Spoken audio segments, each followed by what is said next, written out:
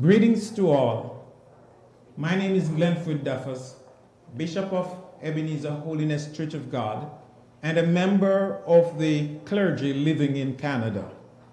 Our island and our heritage and strong values have been instrumental in shaping my ministry and purpose.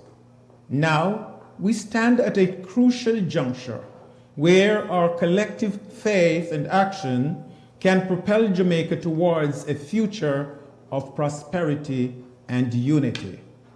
The conference is our platform to galvanize spiritual leadership, fostering dialogue and development that resonate with our core values.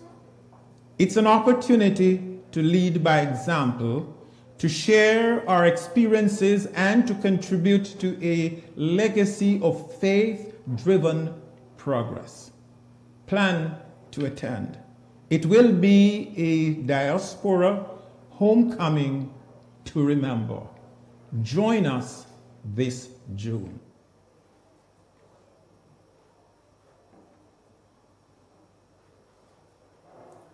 As a Jamaican actress living abroad, I carry the warmth and vibrancy of our island wherever I go. Jamaica's rich culture has shaped my journey, fueling my performances with authenticity and passion.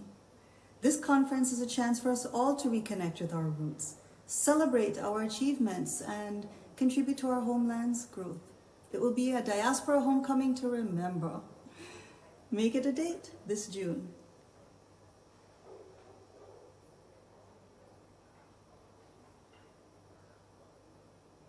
As a professional of Jamaican heritage, for me, the conference isn't just an event.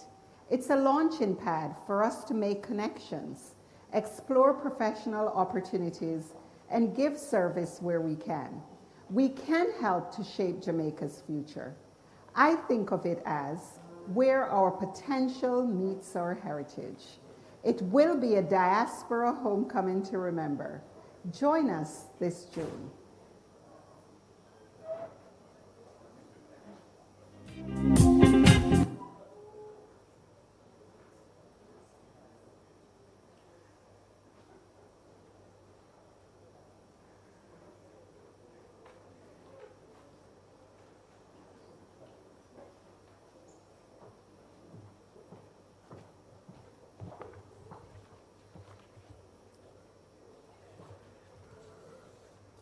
Ladies and gentlemen, the Ministry of Foreign Affairs and Foreign Trade welcomes you to the official launch of the 10th Biennial Jamaica Diaspora Conference, June 16 to 19, 2024, in Montego Bay.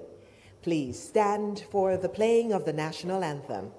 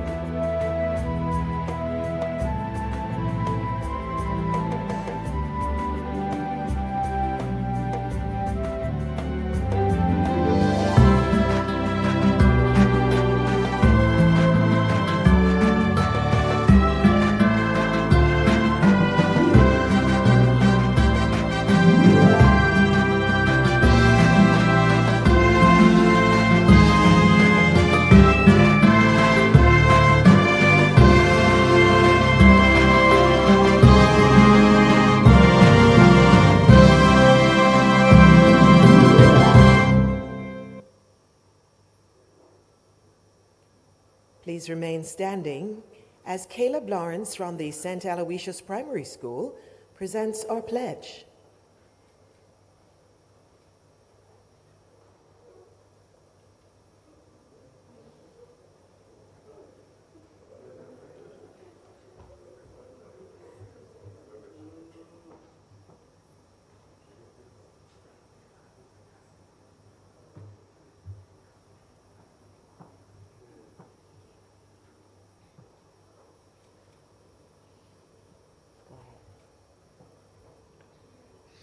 Before God and all mankind, I pledge the love and loyalty of my heart, the wisdom and courage of my mind, the strength and vigor of my body. In the service of my fellow citizens, I promise to stand up for justice, brotherhood, and peace, to work diligently and creatively, to think generously and honestly, so that Jamaica may, under God, increase in beauty, fellowship, and prosperity, and play her part in advancing the welfare of the whole human race.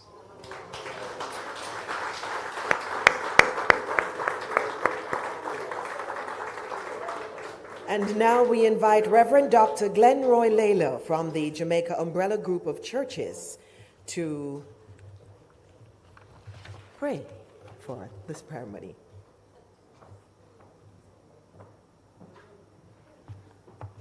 Let us pray. Gracious God, we praise you that you created every nation and made each person in your image and according to your likeness.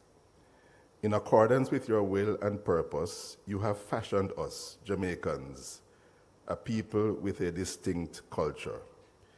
You have enabled, protected, and facilitated us as we disperse from this homeland, the rock from which we were hewn and scattered across the world.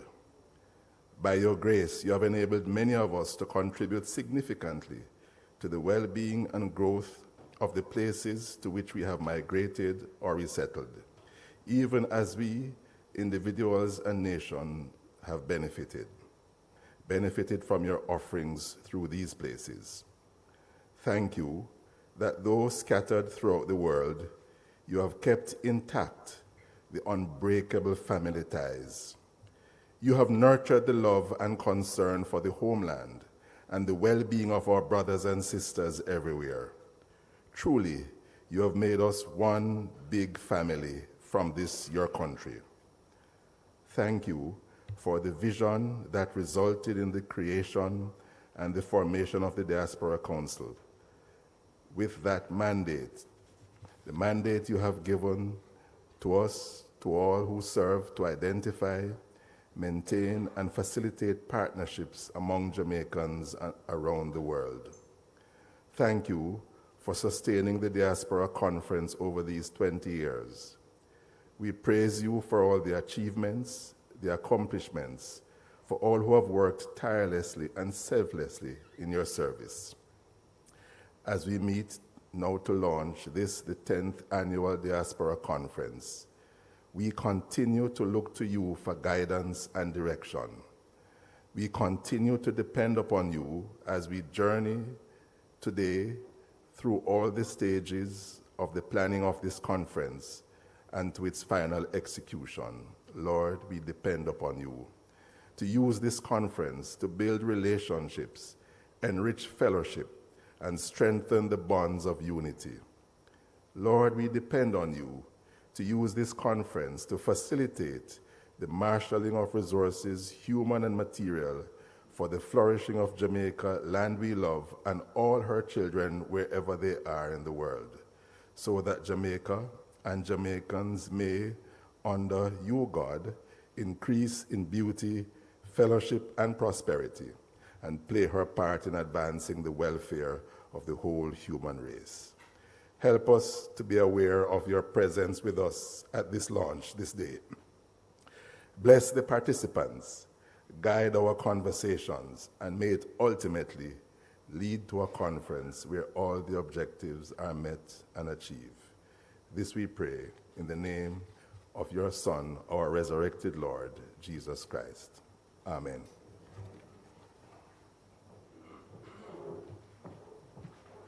Ladies and gentlemen, please be seated.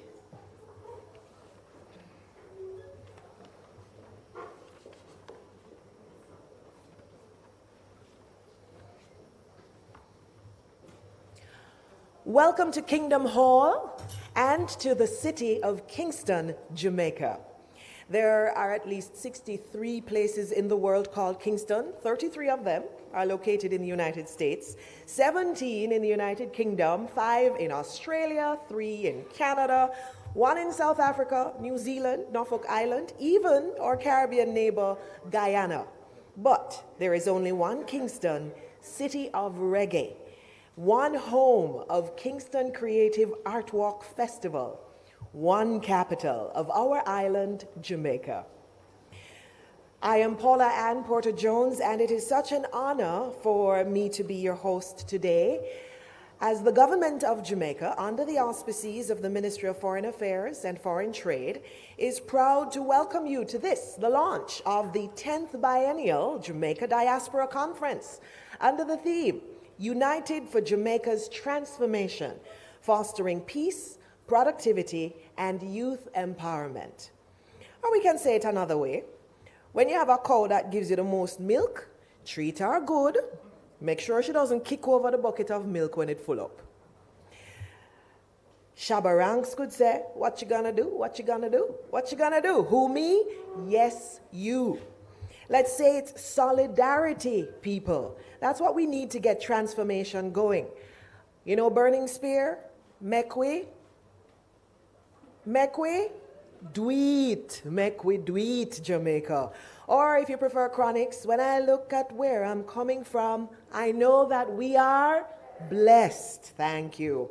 We are moving in the right direction toward achieving our goals set out in Jamaica's national policy on international migration and development, and the aspirations outlined in our national diaspora policy.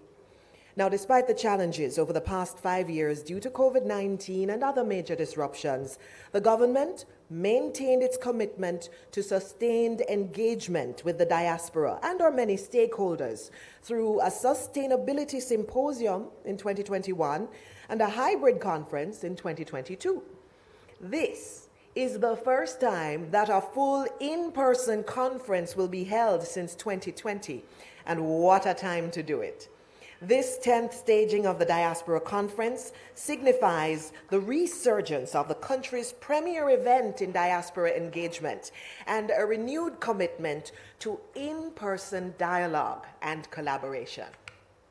The 10th Biennial Diaspora Conference, JDC 10, will reflect lessons learned over the past 20 years, from the initiation of formal diaspora engagement in 1993 to the 2003 symposium, to the first conference in 2004, to rebranding in 2013.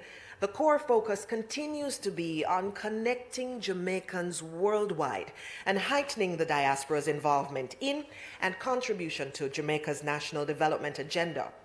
Now, this year, we have the opportunity to showcase the evolution of the conference with the added focus of the diaspora and their interests taking center stage. And we'll be looking more deliberately at how all participants in the process can enjoy returns on their investments. We have also noted with interest the increasing opportunity for human capital development. So, from Kingston Hall to Montego Bay, from Jamaica to the 24 missions, 20 ministries, attendees in persons, and hundreds of participants online, welcome and a warm Jamaican howdy do. As Miss Lou would say, we're going to have a bonononus homecoming. Now that the diaspora policy has been operationalized, we have the framework we need to dialogue, inspire, encourage, engage, support, incentivize, integrate, empower, activate, collaborate, and transform Jamaica for Jamaicans at home and abroad. JDC 10 will bring home members of the diaspora in Montego Bay, June 16 to 19 at the Montego Bay Convention Center. And there we'll identify more mutually beneficial solutions to inform local policies and strategies related to the diaspora and local development, as we formalize concrete plans to be actively implemented post-conference. Today's launch is going to present a snapshot of JDC 10's theme and tenets which are going to be explored through the conference: uniting for transformation, productivity, and economic development, empowering youth, and celebrating culture. So, here we go. We're ready now, first up, to view a video from the first of our speakers virtually today. It's Ms. Asha Richards, Chair of the Global Jamaica Diaspora Youth Council. Jamaicans, I'm here as Chair of the Global Jamaica Diaspora Youth Council, and I want to talk directly to the youth, my generation. We are the now of Jamaica. We are the fresh energy and new ideas to help move our country forward. This conference is our platform to voice our dreams, tackle our challenges, and shape Jamaica's future. So let's make our mark and share our vision. It will be a homecoming to remember. So I hope to see you this June from the 16th to the 19th as we share our ideas and ignite change. All right, thank you. Put your hands together or click the raise your hand icon on your device if you're with us online to show your appreciation for Madame Richards. Now, on behalf of Jamaicans home and abroad, I would like to say bless up to this diaspora visionary. And everything highlighted in her presentation reflects the ongoing ideation process of the Jamaica Diaspora, provides much inspiration for persons to register and attend this homecoming in Montego Bay, slated for June 16 to 19. Now, her presentation has set the stage for a seamless transition into our first address by the Minister of State in the Ministry of Foreign Affairs and Foreign Trade, the Honorable Alando Terrelong, who's charged with the carrying out of the day-to-day responsibilities for diaspora affairs in the ministry. Please help me to give him a warm welcome.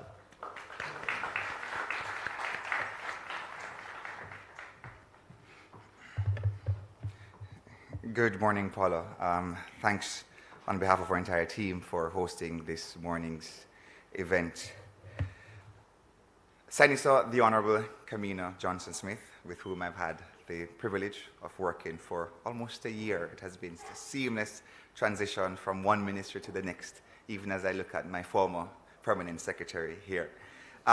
Ministers of government, Minister Chuck, Minister Witter, Minister Smith, our permanent secretaries and heads of agencies who are here, members of the clergy, heads of missions and consular posts joining us live, Mr. Courtney Campbell, President and CEO, VM Group and Conference Chair, legacy partners. I have noted the presence of Jamaica National and also Grace, who are here, represented by their distinguished members.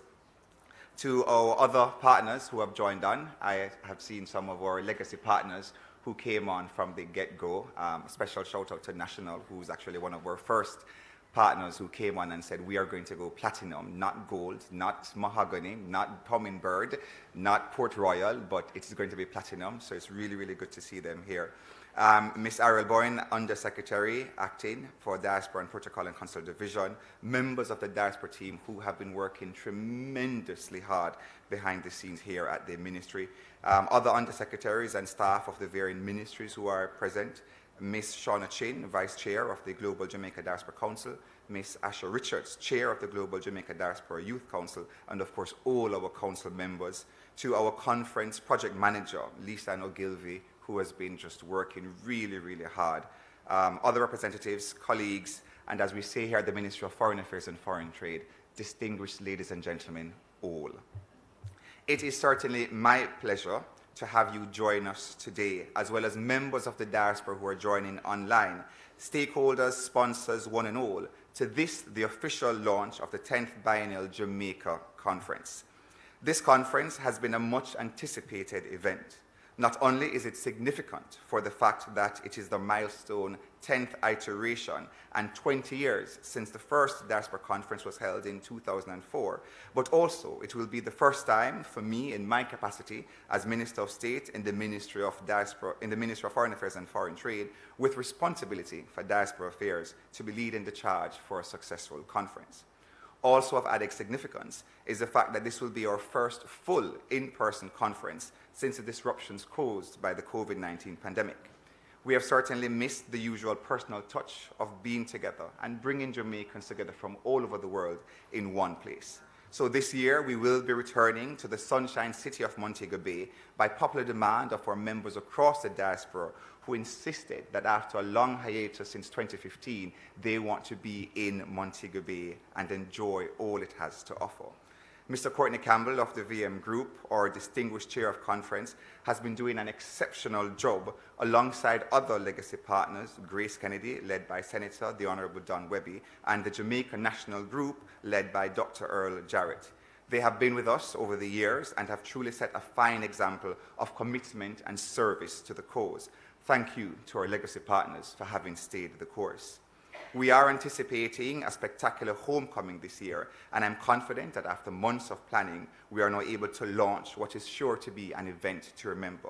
An event that sets the tone that all Jamaicans belong. Whether you are here at home or whether you are abroad, you all belong, and we look forward to welcoming you to the Montego Bay Convention Center. We hope to have some 1,000 of our brothers and sisters joining us from across the world, from Asia, Africa, Latin America, and the Caribbean, and of course to our traditional areas of diaspora residence from North America, Europe, Canada as well. In the reception and interest that we have, based on the interest that we have received so far, it is clearly shown that we have adopted an all-of-society, multi-stakeholder engagement.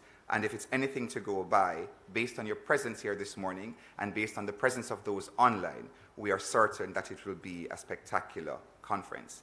It is in this spirit that I warmly welcome you to this launch, coming from the Kingston Hall of our ministry, right here in the sunshine city of Jamaica. And of course, we send love, positive energy, and that spirit of true Jamaican oneness to all our members joining us online, especially those in cold places at this moment in time. We have been working very, very hard behind the scenes to ensure that from the outset, the conference this year is one that has been truly crafted with all Jamaicans in mind. Early collaboration with members from the legacy partners and of course with our Diaspora Council members have seen us having several conferences overseas.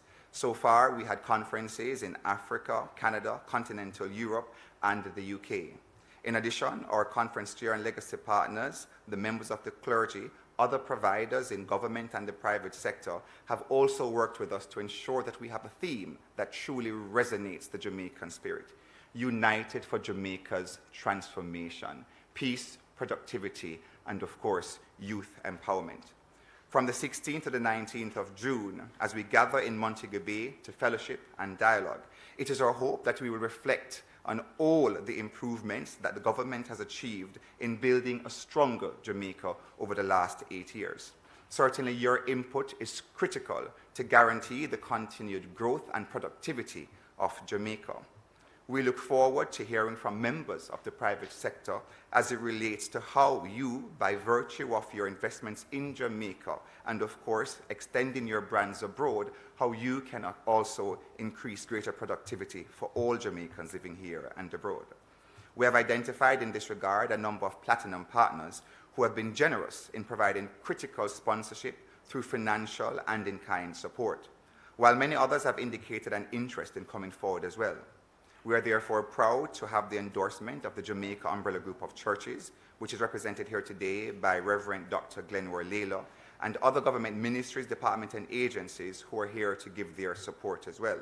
I must also recognize, as I indicated, the likes of National Bakery, Digicel, JMMB, the RGR Group, and of course the Jamaica Tourist Board for their support thus far.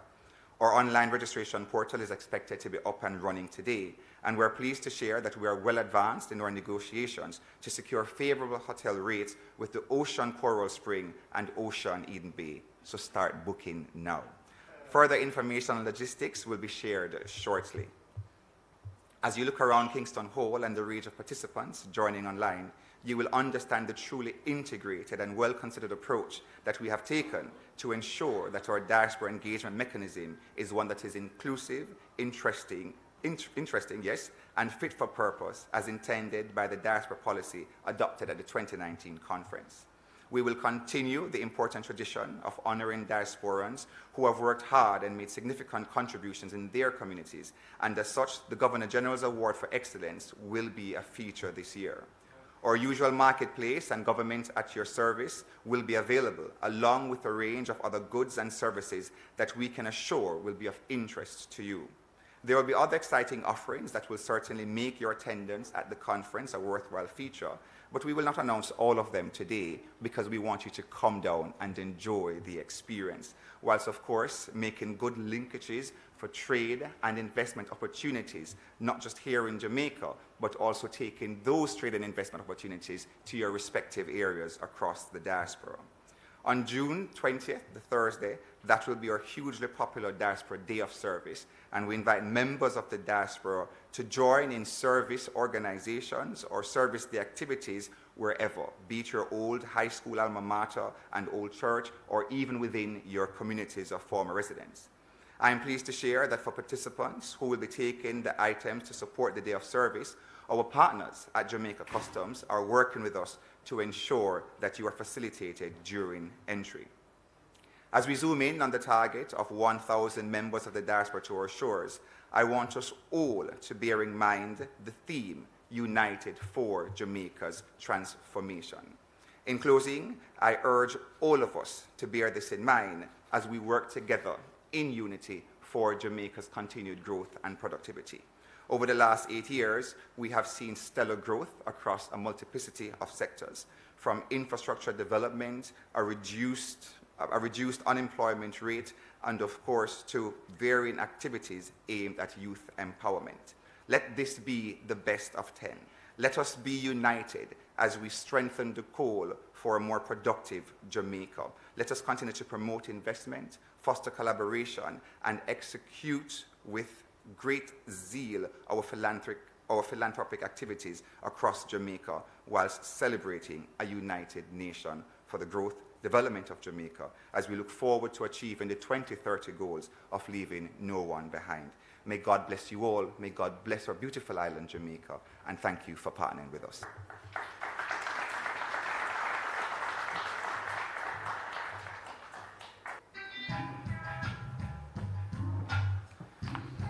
Once more, a round of applause as we say thank you to the Minister for his welcome message.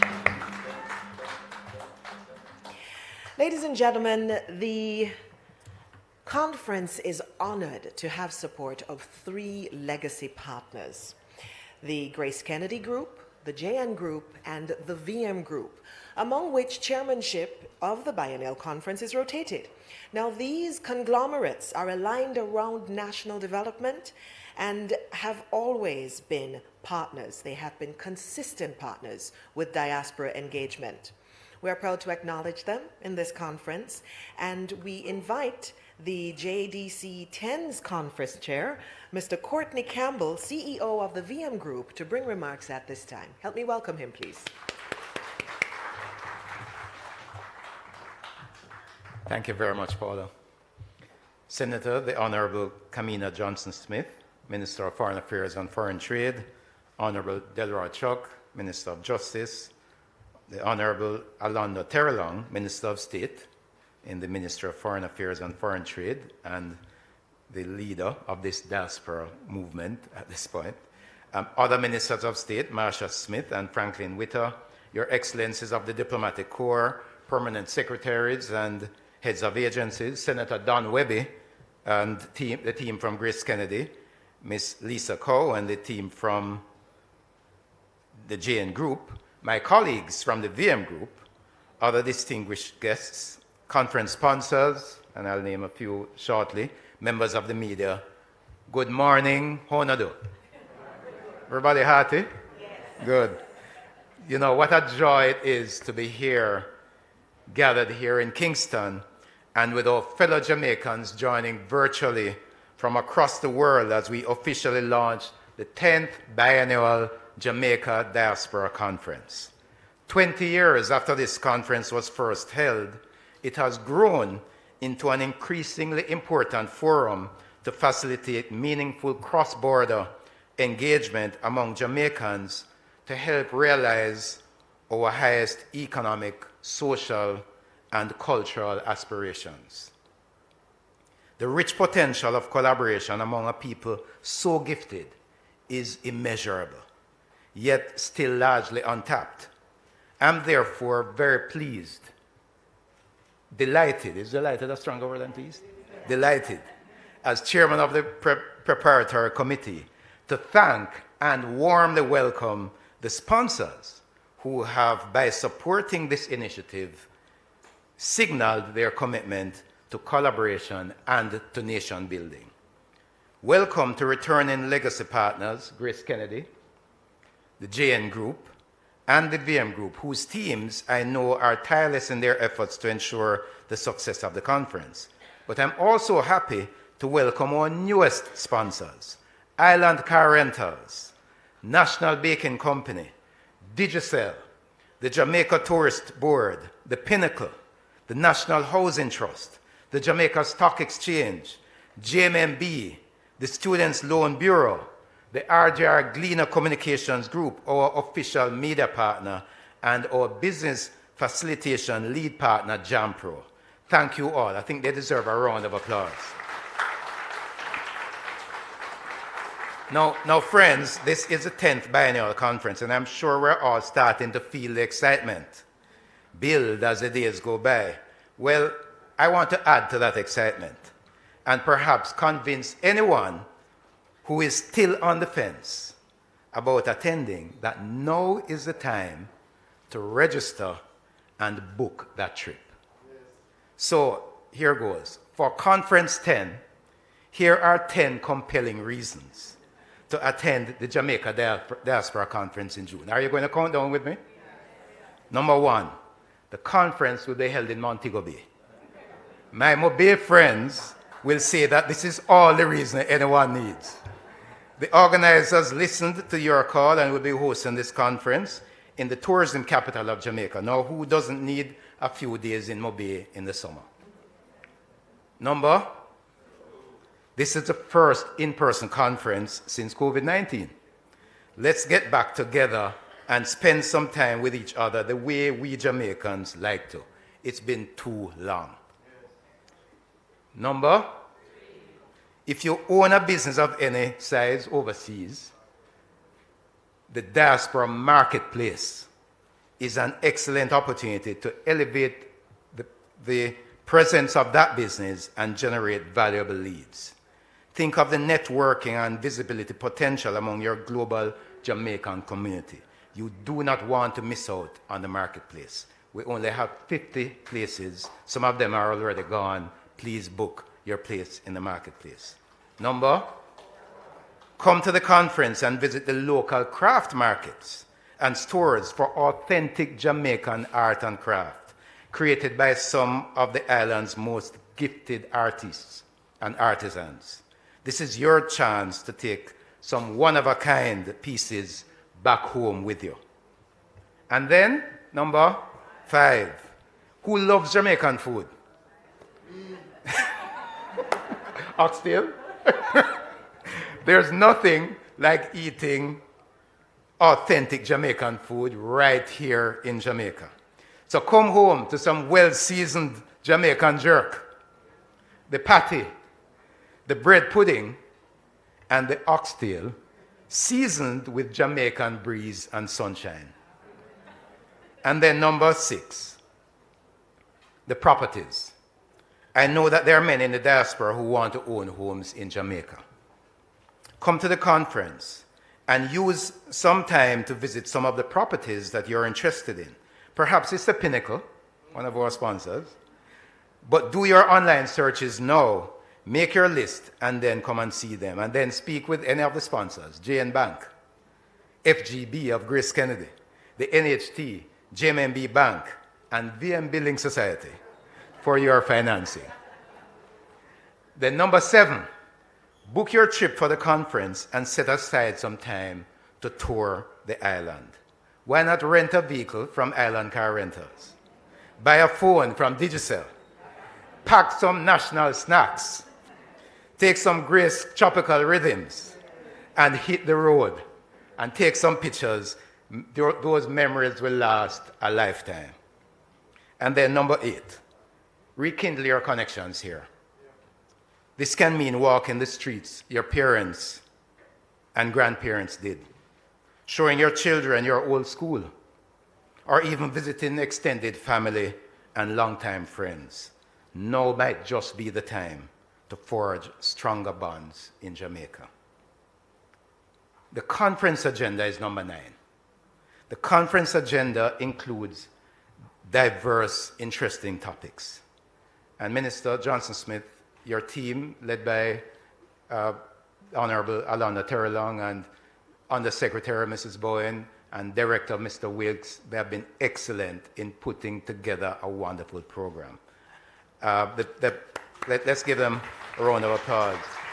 We have worked with them, and I'm saying to those of us overseas, the program has been carefully designed with strong input from Jamaicans and friends of Jamaica in the diaspora. For this conference, we will intentionally dedicate more time and space to exploring how you who live abroad can yourselves derive tangible benefits from active participation in the global Jamaican community.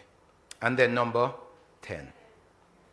Finally, in this list of 10, come to the conference to build stronger networks with other non-resident and resident Jamaicans in areas of interest to you. This can lead to transformational connections and collaborations. There's really no other opportunity like this one. So friends, I could go on, but it's just the 10th biennial conference. I will end here and simply say, I look forward to seeing you all in June in Montego Bay. Let's unite for Jamaica's transformation. May God bless you all, and may God bless Jamaica, land we love.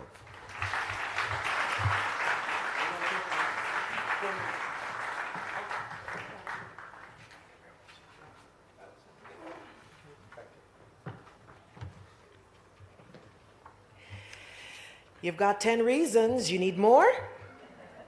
We will be giving you even more information as we roll through. Thank you so much, Mr. Campbell. And now, ladies and gentlemen, it's time to hear from a representative of another of our legacy partners. Please help me to welcome Senator the Honorable Don Webby, CEO of the Grace Kennedy Group.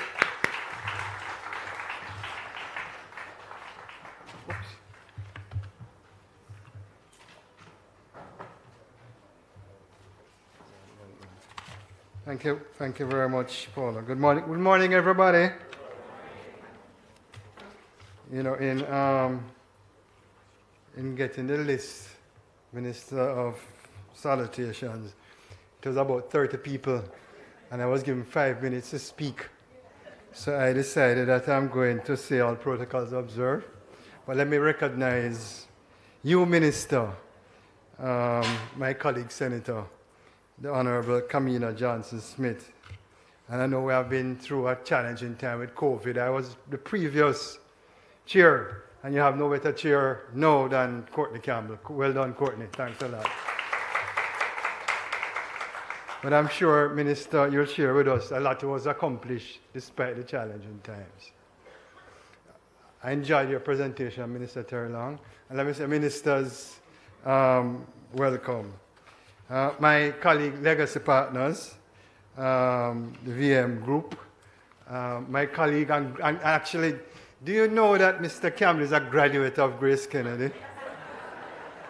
And I was so disappointed when he was speaking about food and he left off the Grace hot pepper sauce and jerk sauce.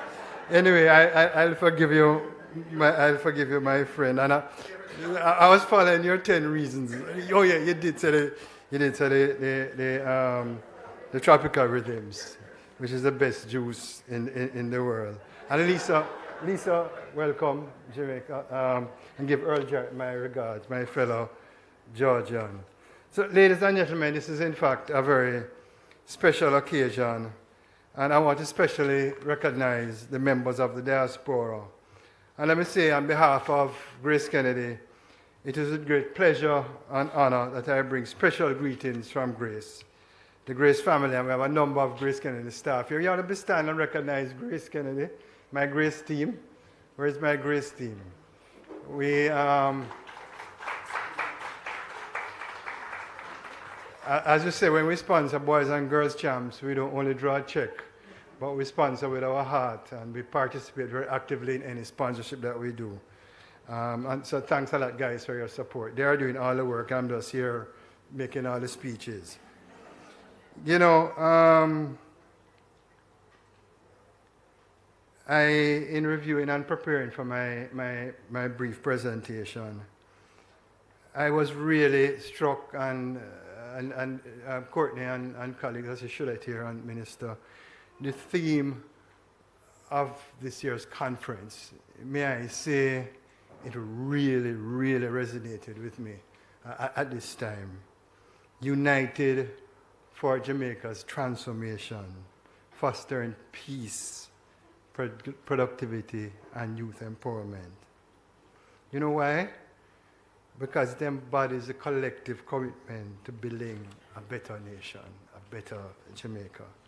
So as we gather today, united by our love for Jamaica and our shared vision for the future, we embark on a journey of collaboration, innovation, and solidarity. This conference serves as a platform for us to harness the power of unity and collective action in driving positive change across our beloved nation. And actually broke it down. Andrew, another graduate of Grace Kennedy, who I'm seeing a lot on the TV, doing a good job at Pika. Give him a round of applause. So I actually broke it down, Courtney, and I said, peace, productivity, and youth empowerment stand as pillars essential to building a better Jamaica. Peace, a word that we often use in our country, Delroy, Minister of Justice, lays the foundation for progress and sustainable development, fostering an environment where all Jamaicans can thrive free from violence and conflict. Productivity fuels growth and development, driving innovation, minister entrepreneurship, and job creation. And may I say to my fellow colleagues in the diaspora that unemployment in Jamaica is the lowest that it has ever been in the history of our country, at just over 4%. And by empowering our youth, we invest in Jamaica's greatest asset, ensuring that our next generation is equipped with the tools, resources, and support they need to realize their full potential and become leaders of tomorrow. So as we reflect on the theme, I wish to acknowledge and celebrate the invaluable contribution of the Jamaica Diaspora in fostering peace, productivity, and youth empowerment.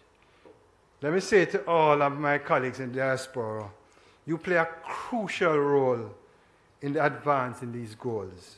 The unwavering commitment, expertise, and passion of our diaspora has been instrumental in driving positive change and advancing Jamaica's interests on the global stage.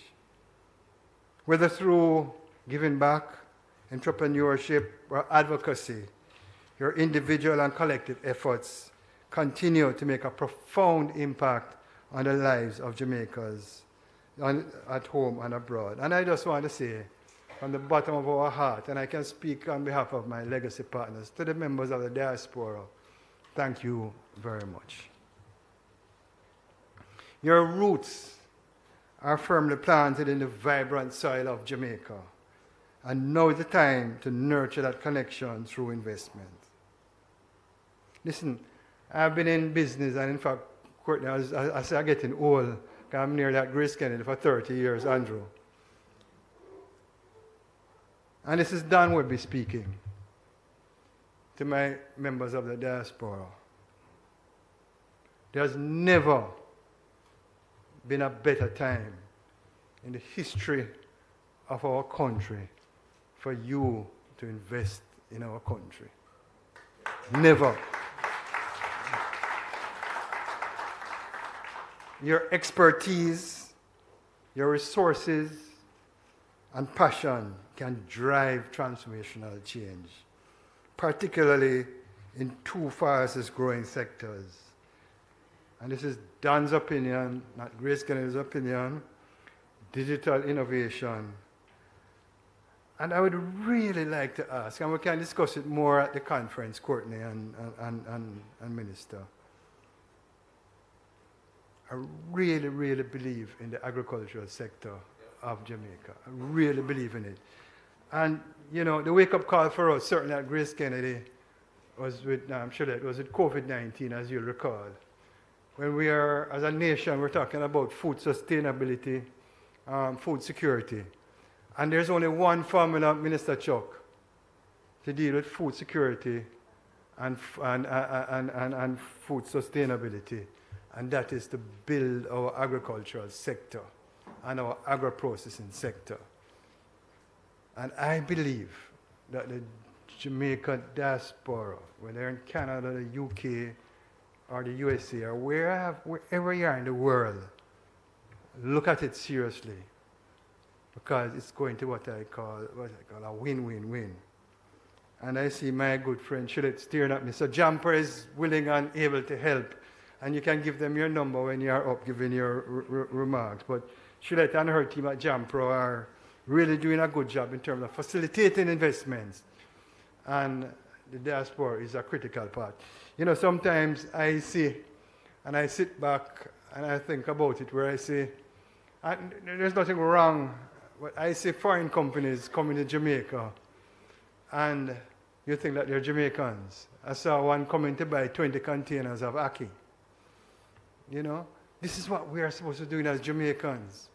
We're supposed to invest in our own country. And this is something that I'm passionate about. Grace Kennedy, there's just not enough acres around, so I've invested in an agro park with 110 acres, Minister, and we're going to carry it up to 300 acres of ackee, because the demand is there. And guess who is buying the ackee? The people who are on the call now, the diaspora. So thank you for buying the Grace ackee. So let us harness the power of collective potential and build a more resilient Jamaica. As a company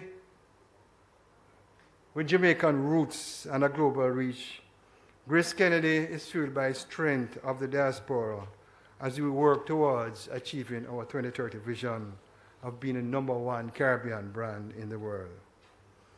Again, and I want to speak on behalf of my legacy partners, thank you to every single member of the diaspora who has supported us along our journey, whether through purchasing our wide selection of Grace Foods product or sending money back home through Western Union. Together, we are making a meaningful difference in the lives of Jamaicans everywhere. So, Courtney and colleagues, as we embark on this conference together, I encourage each and every one of you to actively participate, share your insights, and collaborate with one another. Let us harness the power.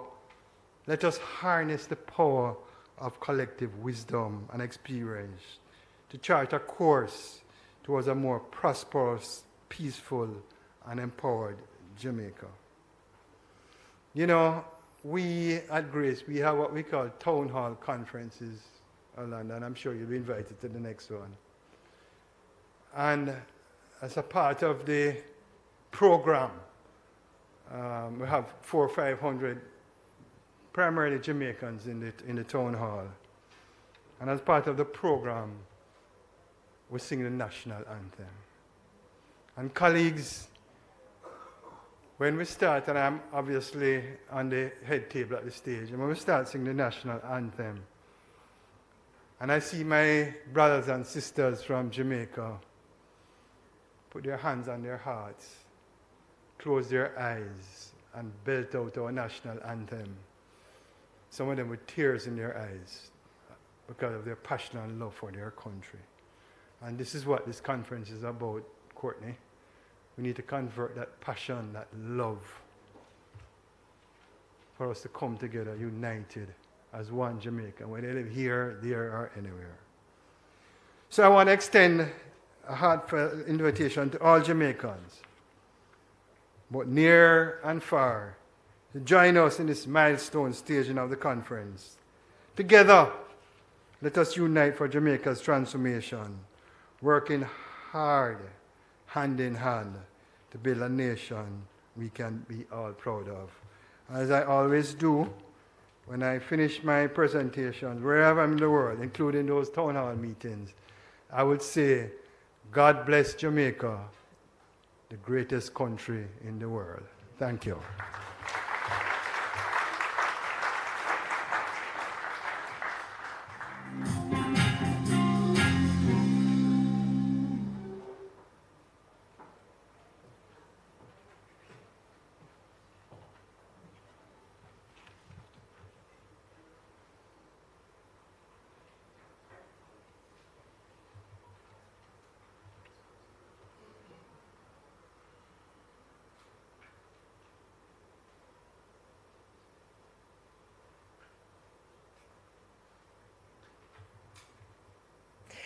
Our next partner, legacy partner, is the JN Bank.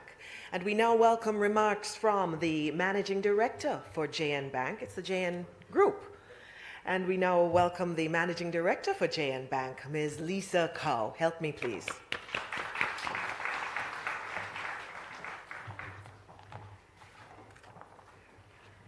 Thank you, Masters of Ceremony. Minister Johnson Smith, Minister Chuck, Minister Terry Long, other ministers of government, ambassadors, our conference chair, Courtney Campbell, President and CEO of the VM Group, and fellow legacy partner, Senator the Honorable Don Webby. Sponsors and partners, members of the diaspora, my fellow Jamaicans. It would be remiss of me to not wish you a happy, happy Easter. I believe, indeed, that it is profound that we are launching the 10th staging of the Diaspora Conference in this week, Easter week, under such a remarkable theme where we embrace that peace is indeed one of the key ingredients to the transformation of our beloved Jamaica.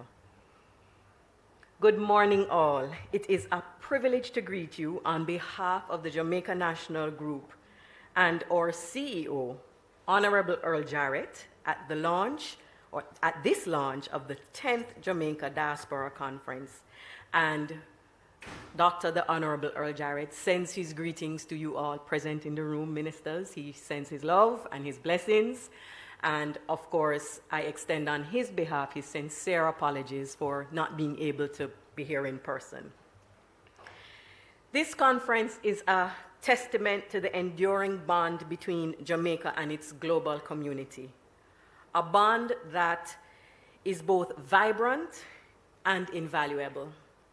And we welcome this year's theme, as have been said by fellow speakers earlier, but particularly by my fellow legacy partners, united for Jamaica's transformation, fostering peace, productivity, and youth empowerment. Since the inception of the conference in 2004, the legacy partners have brought their combined knowledge of doing business in these countries and their direct ties with Jamaicans to advance the goals of the Jamaica Diaspora movement. The diaspora plays a significant role in the development of Jamaica through remittances, investments, and philanthropic activities. And the Jamaica National Group has remained committed to keeping our Jamaican diaspora communities engaged by providing avenues for them to remain connected to their homeland. An important aspect of this conference is to engage the young members of the diaspora. These individuals are indeed the future bearers of the Jamaican legacy abroad, and we must seek to inspire them to explore their heritage and consider how they can contribute to Jamaica's growth. Through discussions and networking opportunities, the conference has been and remains a space where interest is piqued, ideas sparked, and commitments made to preserve the ties between Jamaica and its people overseas. Through the conference, partnerships have been strengthened between the Ministry of Foreign Affairs and Foreign Trade, its overseas offices, and sundry diaspora organizations across the globe, as well as Jamaicans locally. Additionally, Jamaicans at home have been better able to appreciate the significant economic contributions being made to our country by the diaspora to benefit diverse areas of national life, including health, education, tourism, exports, athletics, and many others. This launch event here in downtown Kingston is a personal invitation from our legacy partners and the government of Jamaica for Jamaicans at home and abroad to join us. Today, as we launch the 10th Jamaica Diaspora Conference 2004, we embark on a journey of exploration. 2024, that's right. 2024, we embark on a journey of exploration, collaboration, and empowerment. During the conference, we will come together to exchange ideas, share experiences, and forge partnerships to help shape the future of Jamaica and its people. Let us not forget that this conference is not only about dialogue and discussion, it's about action. Harnessing the collective power of the diaspora to help with tackling the challenges facing our nation and to seize the opportunities that lie ahead. From entrepreneurship and innovation to education and healthcare, there are numerous areas where the diaspora can make a meaningful impact. As we gather here today, let us be inspired by the countless success stories of Jamaicans around the world who have overcome adversity, defied expectations, and achieved greatness. Let their journeys serve as a beacon of hope and a reminder of what is possible when we come together with purpose and determination.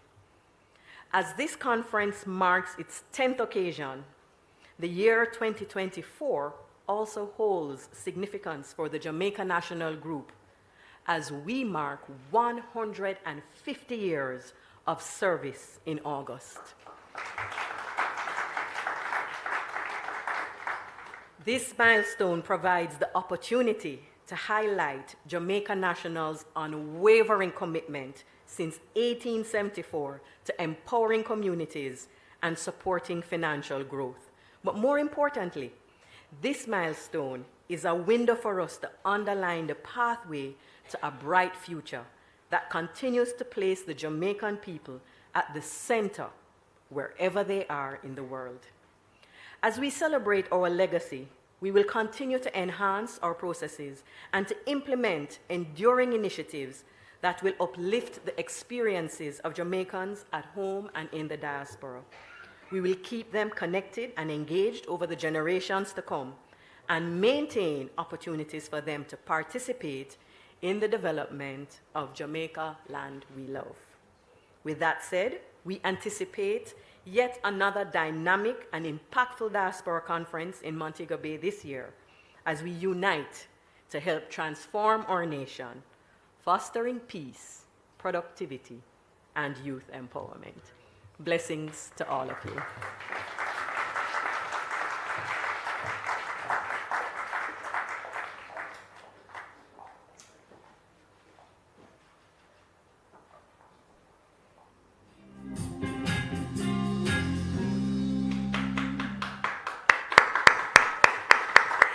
And we thank Madame Kao for representing the JN Group Legacy Partner. And now, ladies and gentlemen, I think it's time for some entertainment. We're bringing to the fore a student of the Edna Manley College of the Visual and Performing Arts. Can we hear it for Mr. Taquain Bowen?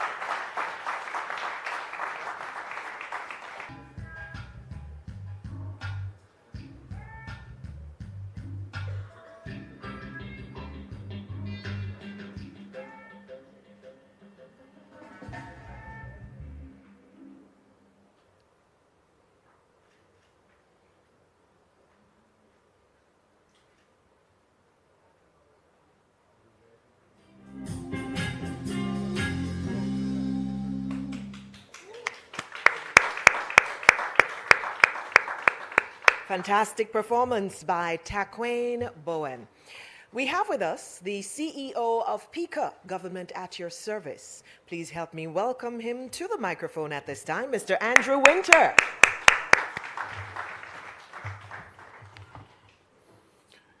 Good morning, ladies and gentlemen. And after such a fine performance, and to give a speech after that performance, please give Mr. Taquain another round of applause. It's most deserving. Senator the Honorable Kamina Johnson-Smith, Minister of Foreign Affairs and Foreign Trade. Minister of Justice, Mr. Delroy Chuck. Minister of State in Ministry of Foreign Affairs and Foreign Trade, Alonzo Terrylang, and Minister Marsha Smith, Mr. Frank Witter, Permanent Secretaries, Heads of Agencies, other distinguished guests, good morning. And it is my pleasure this morning to speak on behalf of the government at service. It is my honor to extend a warm welcome on behalf of Government at Your Service participants to all distinguished guests, delegates, and participants gathered here today for the launch of the 10th Biannual Jamaica Diaspora Conference. Over the past decade, the Jamaica Diaspora Conference has played a crucial role in harnessing the talents, resources, and expertise of our global Jamaican community. It has provided a forum for meaningful dialogue, innovative ideas, tangible solutions, and to address the challenges and opportunities facing Jamaica. The conference is an essential platform that fosters connections, collaboration, and collective action among Jamaicans at home and abroad. It is also the opportunity to share with the diaspora the wide range of government services that are available to them and is at their service. To mention a few, PICA, RGD, Accountant General, National Land Agency, Jamaica Customs Agency, and JAMPRO, who have all upgraded their services significantly to ensure that it's significantly easier for the diaspora to engage with the country. Recently, have you traveled through the airports where you are now going through a kiosk and electronic gates, so your ease of access is that much more to Jamaica? And I guarantee you, when you come in June, we will have something even more special for the diaspora. And we look forward to greeting you on your time here. As we embark on this milestone 10th edition, let us reflect on the progress that we have made. The government is committed to transforming its operations to be more accessible and much more user-friendly to Jamaicans both locally and abroad. Together, we will redouble our efforts to build a brighter future for Jamaican and all our citizens. The theme, United for Jamaica's Transformation, Fostering Peace, Productivity, and Youth Empowerment, embodies the goals and objectives that the government at your service is boldly going to do over the next decade. I commend the organizers and the volunteers for their tireless efforts in bringing this conference to fruition. Despite the unprecedented challenges we have faced in recent times, their dedication and commitment are truly inspiring, and I have every confidence that this conference will be a resounding success. In closing, let us seize this opportunity to chart a course towards a prosperous and equitable Jamaica for generations to come. Together, we can overcome any obstacle, achieve our aspirations, and we, the government, are here to assist in whatever way we can to harness the power of the Jamaican spirit that will aid us in achieving these goals. Thank you, and may this 10th Biennial Jamaica Diaspora Conference be a transformative an unforgettable experience for all of us. Thank you, ladies and gentlemen.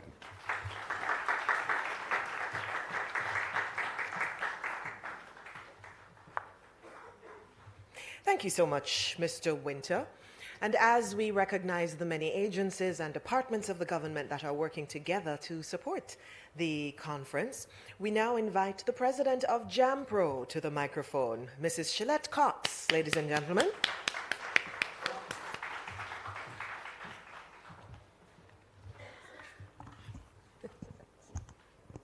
Happens every time. Good morning, ladies and gentlemen.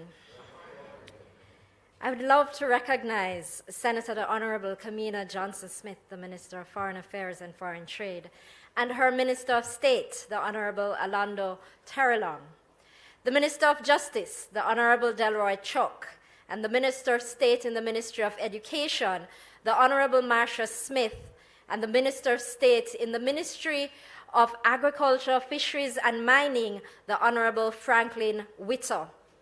I also want to recognize all our permanent secretaries or heads of agencies and representatives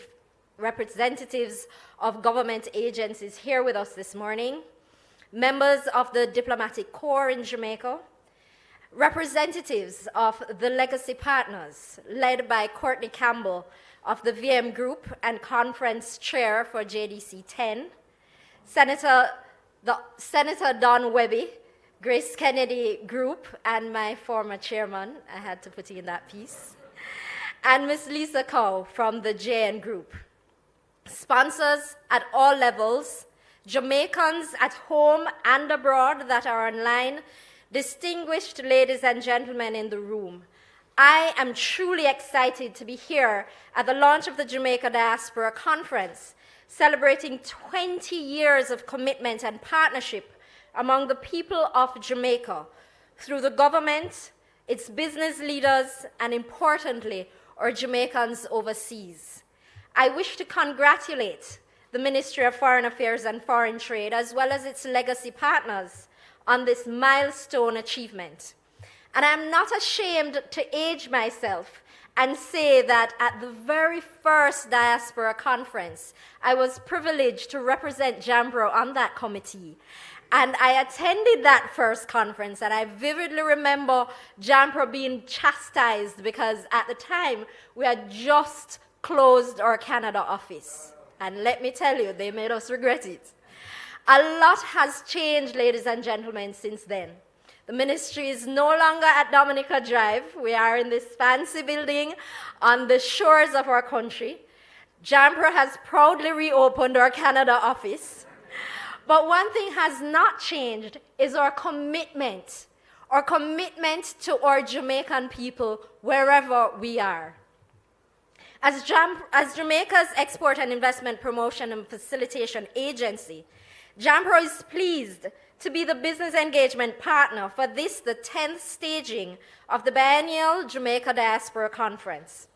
It is our privilege to be afforded the opportunity to design and lead a specially curated program of business-focused activities geared towards engaging Jamaica's diaspora on the opportunities to invest in, buy from, and support the economic growth of our country. These three pillars are at the core of how we see our engagement of the diaspora during the conference from a business perspective. First, as potential investors, persons and business owners that have a vested preference for coming to Jamaica to either establish a new business or expand their operations into Jamaica as a Caribbean hub.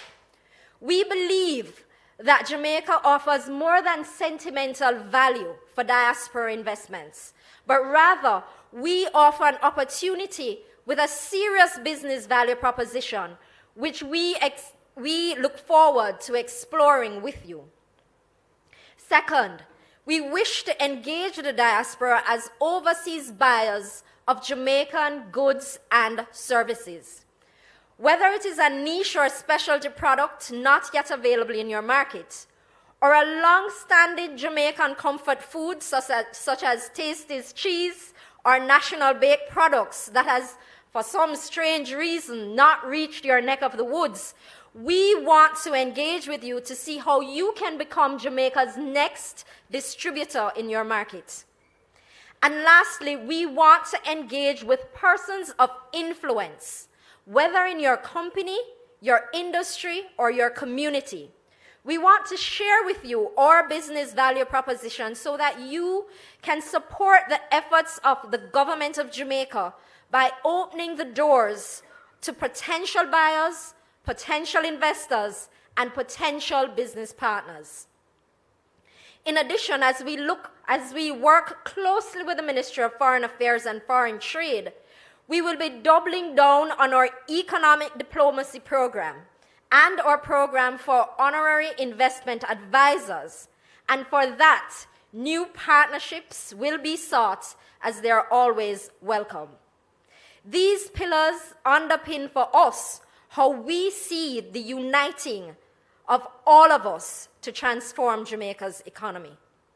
And so starting Sunday, June 16th until Wednesday, June 19th, it is our intention to engage with our government partners or private sector stakeholders to present to the diaspora family the myriad business opportunities available in Jamaica across multiple sectors. Following from the strategic thrust of the government of Jamaica through our parent ministry, the Ministry of Industry, Investment and Commerce, and our own 4-year strategic plan at JAMPRO, our main areas of focus will include, and Senator Webby spoke to the very first one, agribusiness, and particularly orchard crops and the opportunities that have been created through the overwhelming demand of our diaspora in overseas markets and persons that have been exposed to the unique taste of Jamaica's ackee, breadfruit, mangoes, and avocado. Working closely with the Ministry of Agriculture, Fisheries, and Mining, as well as the Agro-Investment Corporation and other agencies in that ministry, it is our intention to show you the opportunity to invest in these sectors, explore short-term crop solutions to complement them, and also how you can get involved on the distribution side, wherever you reside.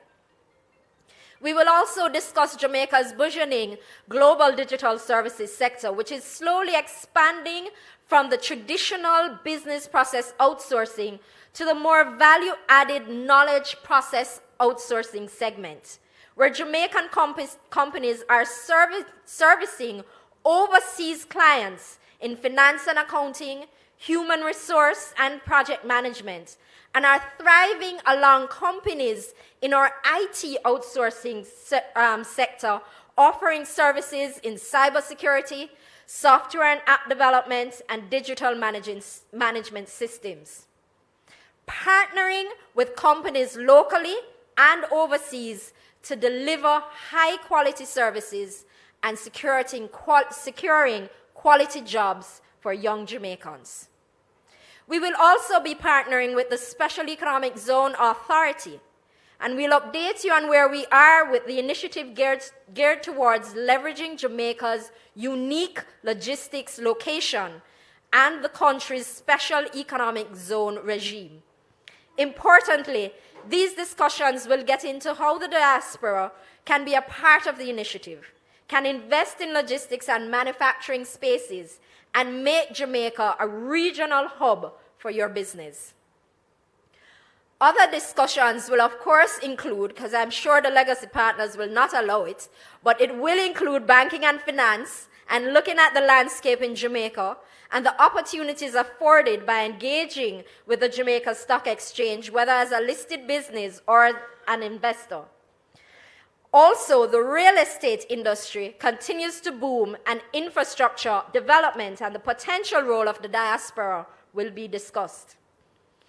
Ladies and gentlemen, this is just a peek at what we will be talking about at this year's Diaspora Conference.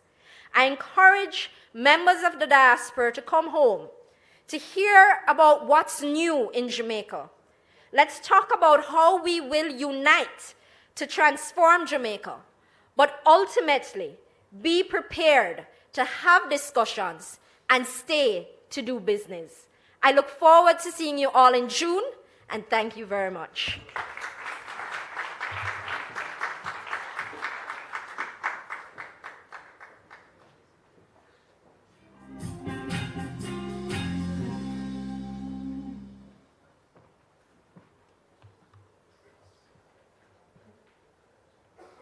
Greetings from Montreal, Canada. This Diaspora Day of Service on June 20th, following the conference, will be an important opportunity for us to give back and to help make a difference in our beloved island. The Jamaican Association of Montreal will be participating in the Day of Service by refurbishing the boys and girls washrooms at the Black River High School in St. Elizabeth. Now, you can make plans for your own activities. Let's support local communities, and by doing so, improve the fortunes of our fellow Jamaicans. Let's join in making this a homecoming to remember. Please, join us in June.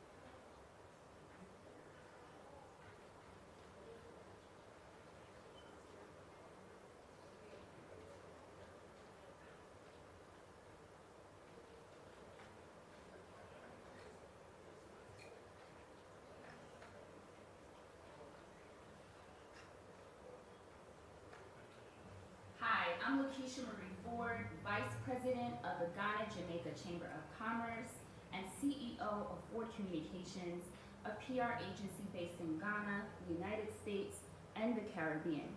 As a young professional of Jamaican heritage living in Ghana, for me, the conference isn't just an event. It's an opportunity and a launching pad for us to make connections, to explore professional opportunities, and for us to give service where we can. We can help shape Jamaica's future. I think of it as where heritage meets our potential. This Diaspora Homecoming is going to be one to remember. Join us.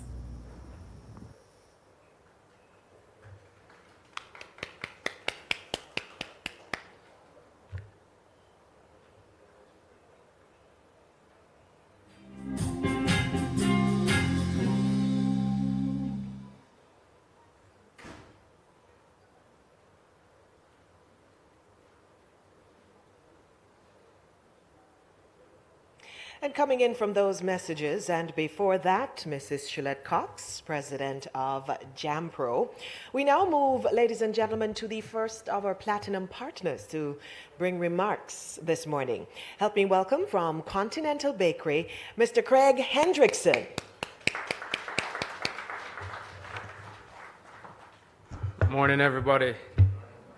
Senator the Honorable Keynote Johnson-Smith, the Honorable Delroy Chuck, Honorable Alanda Terrelong, other government officials, ladies and gentlemen, good morning. It's an honor to be here to represent National Baking Company on the 10th Biennial Jamaica Diaspora Conference. This pivotal event serves as a vital platform for uniting Jamaicans worldwide, fostering invaluable connections, and driving progress within our diaspora and local community. I would like to reaffirm our unwavering dedication to the Jamaican community, a commitment that we at National have upheld for over 70 years. We acknowledge that this long-standing service has become a tradition among many Jamaicans, and we take pride in offering access to our products in the Jamaican diaspora community. Beyond our role as sponsors of this conference, our dedication extends to empowering Jamaican youth through STEM education, supporting diaspora initiatives such as this, ultimately contributing to the progress and prosperity of our nation's future. This year's theme, United for Jamaica's Transformation, deeply resonates with us as it embodies the essence of unity among Jamaicans worldwide. Together we are stronger, standing as advocates for peace, productivity, and youth empowerment, and forging a path towards a brighter future. Thank you.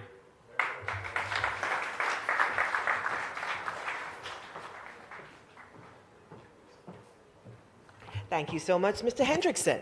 And we now move to another of our platinum partners, Digicel. Better Connected. Let's welcome Mr. Elon Parkinson.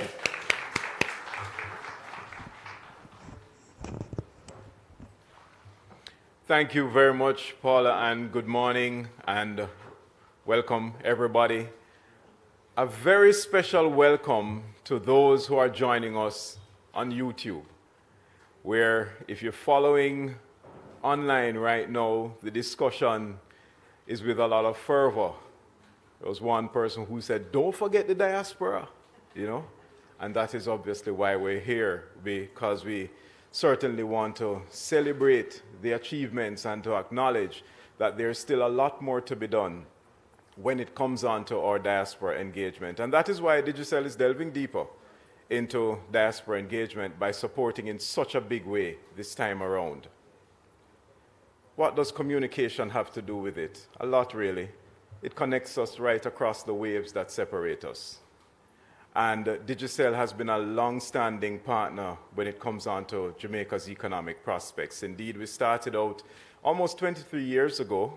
April 19 will be our 23rd birthday as a Jamaican-born company, and we're super excited to be celebrating it a little bit early with our friends in the diaspora. They know us very well because the diaspora members reach out to us from time to time. They see the Digicel signage at the corner shops where they purchase the top-ups and they buy the plans and they pay for the post-paid plans that our customers here back home have. Indeed, they consume our services there too in terms of how they utilize a SIM card roaming overseas because they still want to be connected to that Jamaican number. There's something about having a Jamaican number while you're in the diaspora. It connects you as much as the Grace food does and the national bread and buns do, right?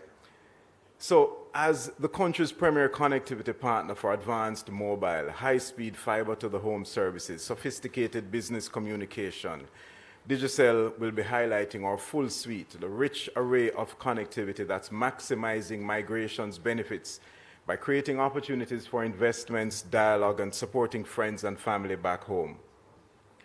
All of us at Digicel recognize the pivotal and influential role that members of the diaspora play when it comes on to being key actors for national development. Their knowledge, their experience, their expertise, and their resources can foster initiatives that accelerate our pace of economic growth. Our technology, of course, will play a leading role in bringing it all together.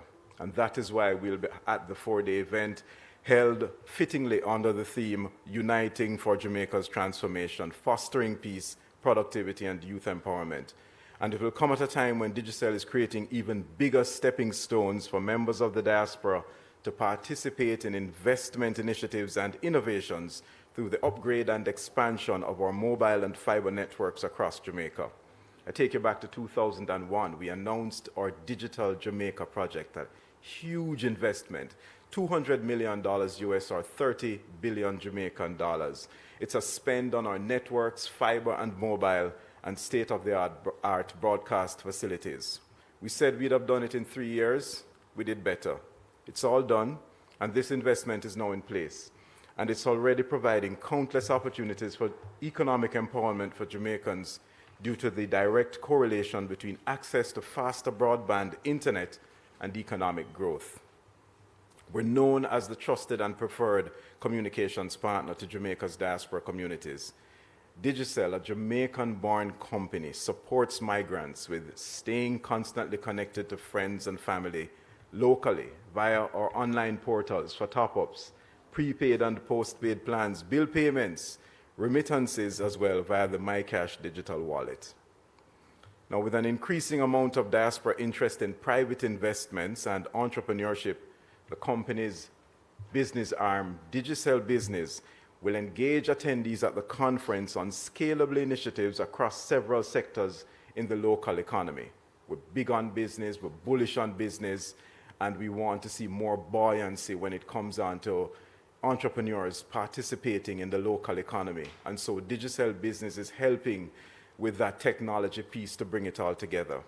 Attendees will also get a first-hand look at the work of the company's philanthropic arm, the Digicel Foundation, been conducting yeoman service for over 20 years in Jamaica, improving the lives of over 800,000 people through investments in community, entrepreneurship, education, and special needs, valued at over $44 million, or just about 7 billion Jamaican dollars. We invite members of the diaspora to partner with the Digicel Foundation in any way you see fit. Indeed, we look forward to the 20th, the day after conference, when we're going to be having that Diaspora Day of Service, and likely we can do a little Digicel Foundation link up and see, how best you can support. What does all of this mean in terms of our total investments in Jamaica thus far? $2 billion US, just about 310 billion Jamaican dollars invested right here in Jamaica for the economic prosperity of our country and our people. Above all, the conference is an opportunity for Digicel to reinforce our belief in Jamaica's promise through the amalgamation of our individual and collective strengths. This instrumental conference platform will help to jumpstart opportunities for Jamaicans abroad who are seeking to innovate through technology as they participate in Jamaica's booming digital economy, which is increasingly, tech-based anyway, and is powered and empowered by Digicel. Thank you. See you all soon.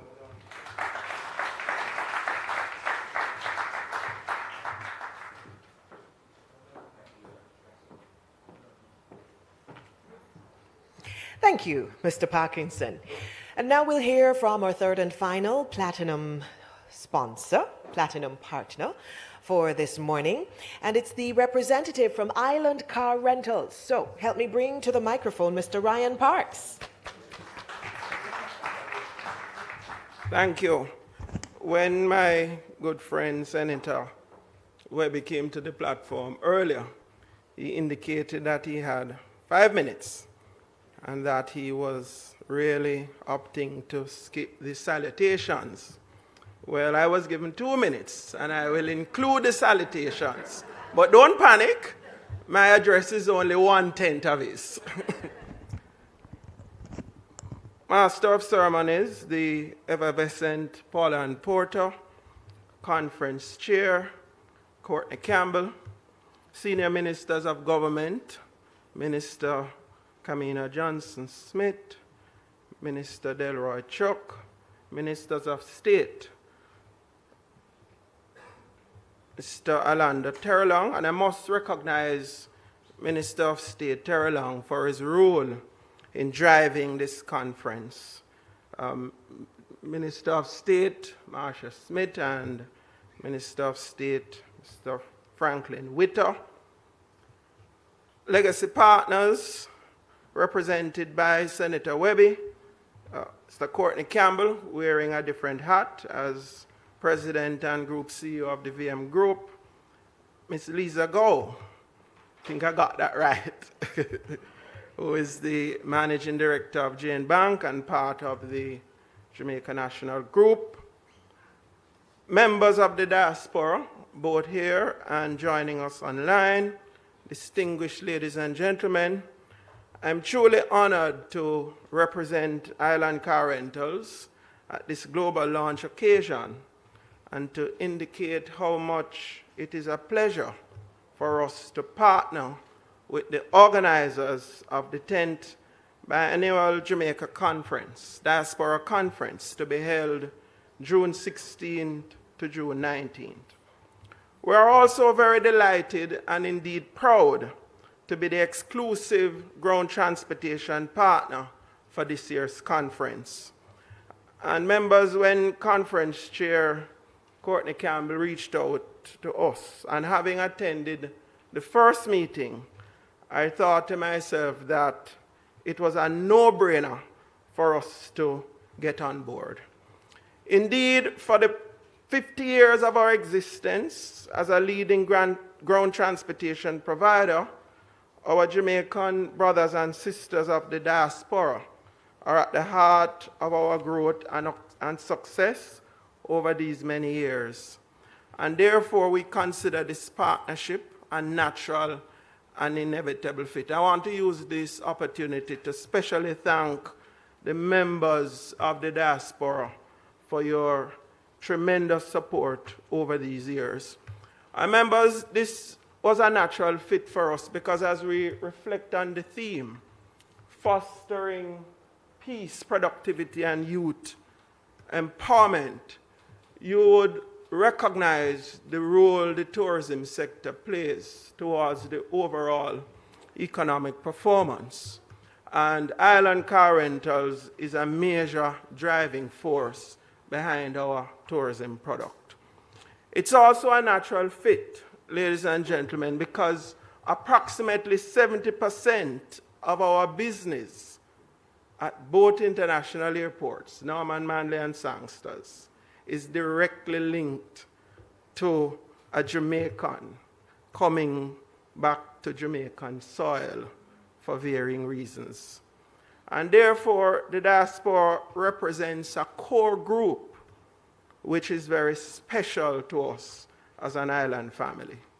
At the same breath, ladies and gentlemen, we consider this partnership a natural fit because of the exposure of our brand to over 170 countries, especially at a time when Ireland is on the cusp of expanding its footprint overseas. Furthermore, ladies and gentlemen, this collaboration will provide a gateway for us to further connect and engage with the diaspora in a very direct way as we seek to better serve our Jamaican clans who reside in various parts of the world. And more importantly, to further engage them, Minister Kamina Johnson-Smith, as part of the dialogue as to how we can foster a more secure Jamaica, what role they can play towards advancing our education system, and how we can make this country a more prosperous economy in the world. And therefore, ladies and gentlemen, I want to especially thank the organizers for inviting us to be a part of this year's conference. As a strong homegrown brand, we are deeply committed to the diaspora movement and look forward to further cementing our relationship as we unite as one for Jamaica's transformation. And so, on behalf of my colleagues at Island Car Rentals, we wish the organizers all the very best for an insightful and most successful diaspora conference. Thank you.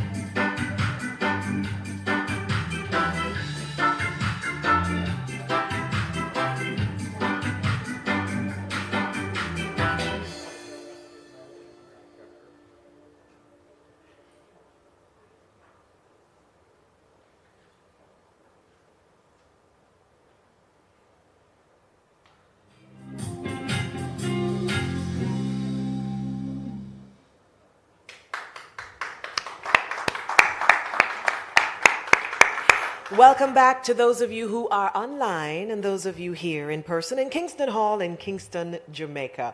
I'd like to mention that not only are we so proud and thankful to the sponsors that we've seen so far, but we also have our accommodation partner, Iberostar, that we would like to mention at this time. A round of applause for all our sponsors, please. And one of those sponsors, legacy partner really, wants to give you $2,000 if it is that you are one of the first 50 people to register for the conference.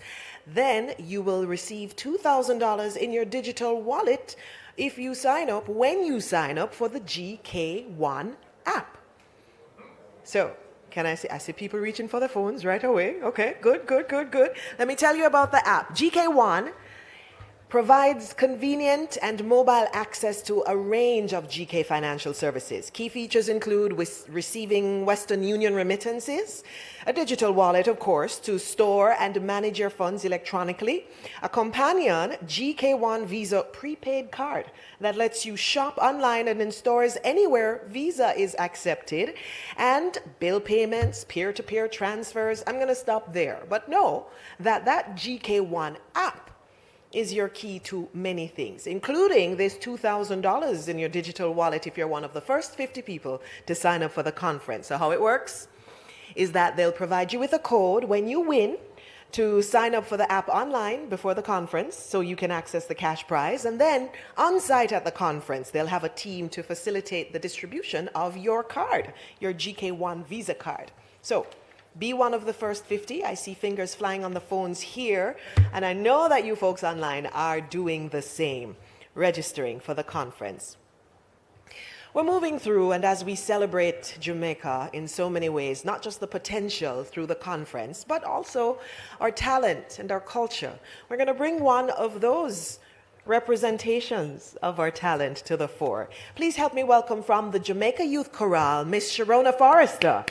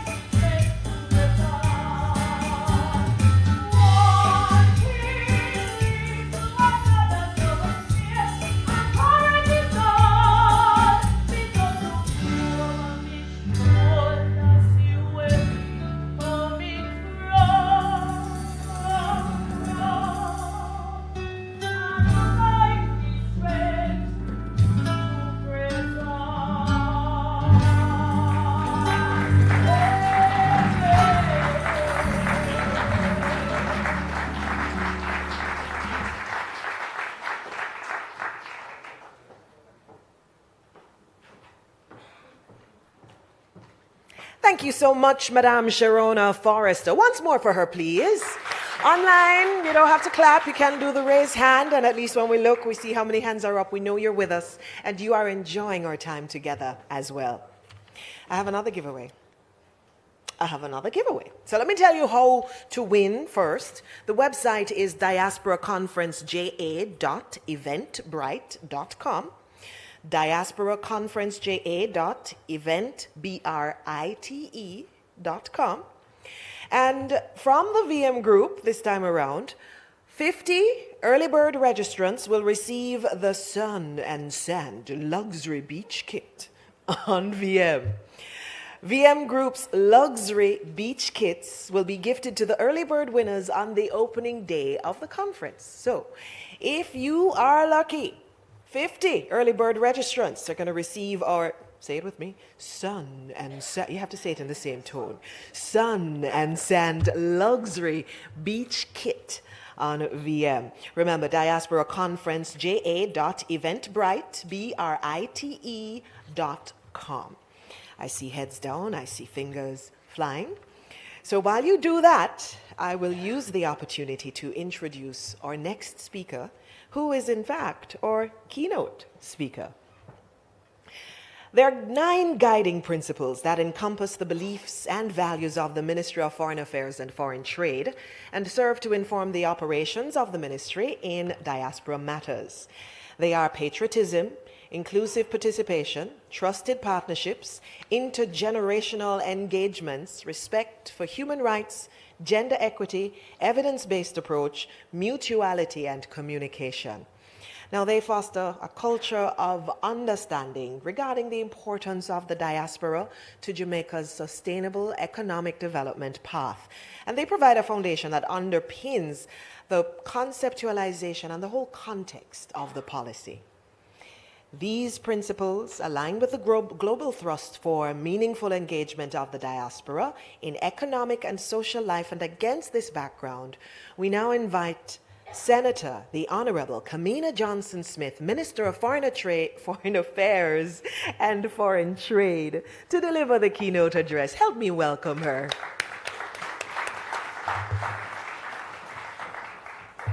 Thank you, Master of Ceremonies, and thank you for being such a fantastic moderator of today's event. It's been wonderful so far. Thank you so very much. Can we give her a round of applause, please, everyone? It's been amazing. Colleague ministers and my Minister of State, the Honorable Alanda Terlong, and indeed the entire Ministry of Foreign Affairs and Foreign Trade team represented here today, who have been working day and night together with our partners to make this a successful event and indeed towards a successful conference. Reverend Layla, thank you so very much for the blessings of your prayer this morning. I want to say how very touched I was by your phrasing, where you prayed for the flourishing of Jamaica and all her sons and daughters wherever they shall be across the world. I thought that was such a beautiful way for us to describe the diaspora, which is the very reason, the heart of why we are here. Thank you for that, sir.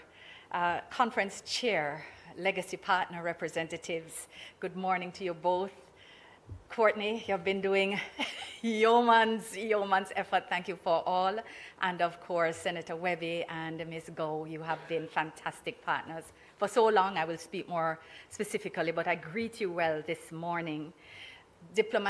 Members of the diplomatic corps, and of course, heads of our diplomatic missions overseas, heads of our consulates, our undersecretaries, senior officials, heads of ministries, departments, and agencies of the government of Jamaica, who are all represented across the piece today, and of course, our members of the diaspora. You are the reason we are here. Our Global Jamaica Diaspora Council and our Global Jamaica Diaspora Youth Council, chairs and members, I want to welcome you. Members of the business community, members of the church community, members of civil society, members of every aspect of our stakeholder community overseas, I welcome you this morning, together with our international partners and members of the media. And I say to you, because we're representing the fact that Jamaicans are located everywhere across the world, and that's why we've expanded our engagement. Saludos, ni hao, bonjour, guten tag, konnichiwa, sanibona, asante sana, and salute. That's what we're doing today. And salam. Salam, representing our Global Jamaica Diaspora Council across all continents. Wherever you are in the world, what a go on. I like conference chair's greeting. Yahati? I'm gonna adopt that for free if I can. I love that. I hope you've had a joyful Easter and that National has not done too much damage through its products, but and that you've emerged refreshed, renewed, and ready for our journey ahead. It is a great pleasure for me to be here with you at this official launch of the 10th Biennial Jamaica Diaspora Conference. Let me, at this outset, of course, also convey apologies for the absence of the Most Honorable Andrew Holness, Prime Minister of Jamaica, who is unavoidably absent, but he assures me that he's very much looking forward to the conference in June. Allow me to also apologize for the absence of the Leader of the Opposition, who also assured me as at yesterday that the conference is in his calendar also for June. The conference, as you are aware, will be held 16th to the 19th at the Montego Bay Conference Center. You have heard the chairman list out 10 reasons why you should be there. There are more. I may touch on a few, but you already have 10. And included in that is, of course, the fact that we are working under a theme, United for Jamaica's Transformation, Fostering Peace, Productivity, and Youth Empowerment. And this theme is intended to affirm the importance that we place on coming together to craft our future, to focus on the pillars of transformation, and indeed to overcome the most pressing challenges of our time, not to overstate a point, but together, which is what's so critical.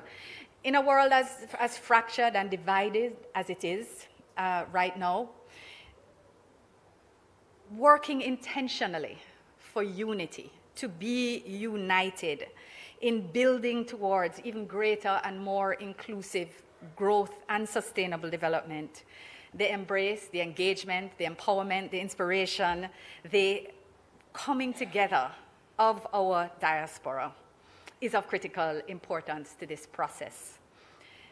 The fact is that you are the heart of this process as a people who have not only demonstrated a strong migratory instinct over the years, but also a deeply grounded and connected sense of identity, coupled with an outsized view and vision of our country and ourselves as Jamaicans. We have to harness this unique essence, and we can do it together. And it is in that context that this global launch is a precursor to an event which promises to be a rewarding and productive, our 10th Biennial Diaspora Conference, one which will not only allow us to reflect on what we have accomplished, but perhaps even more importantly, look at what we can and will do together.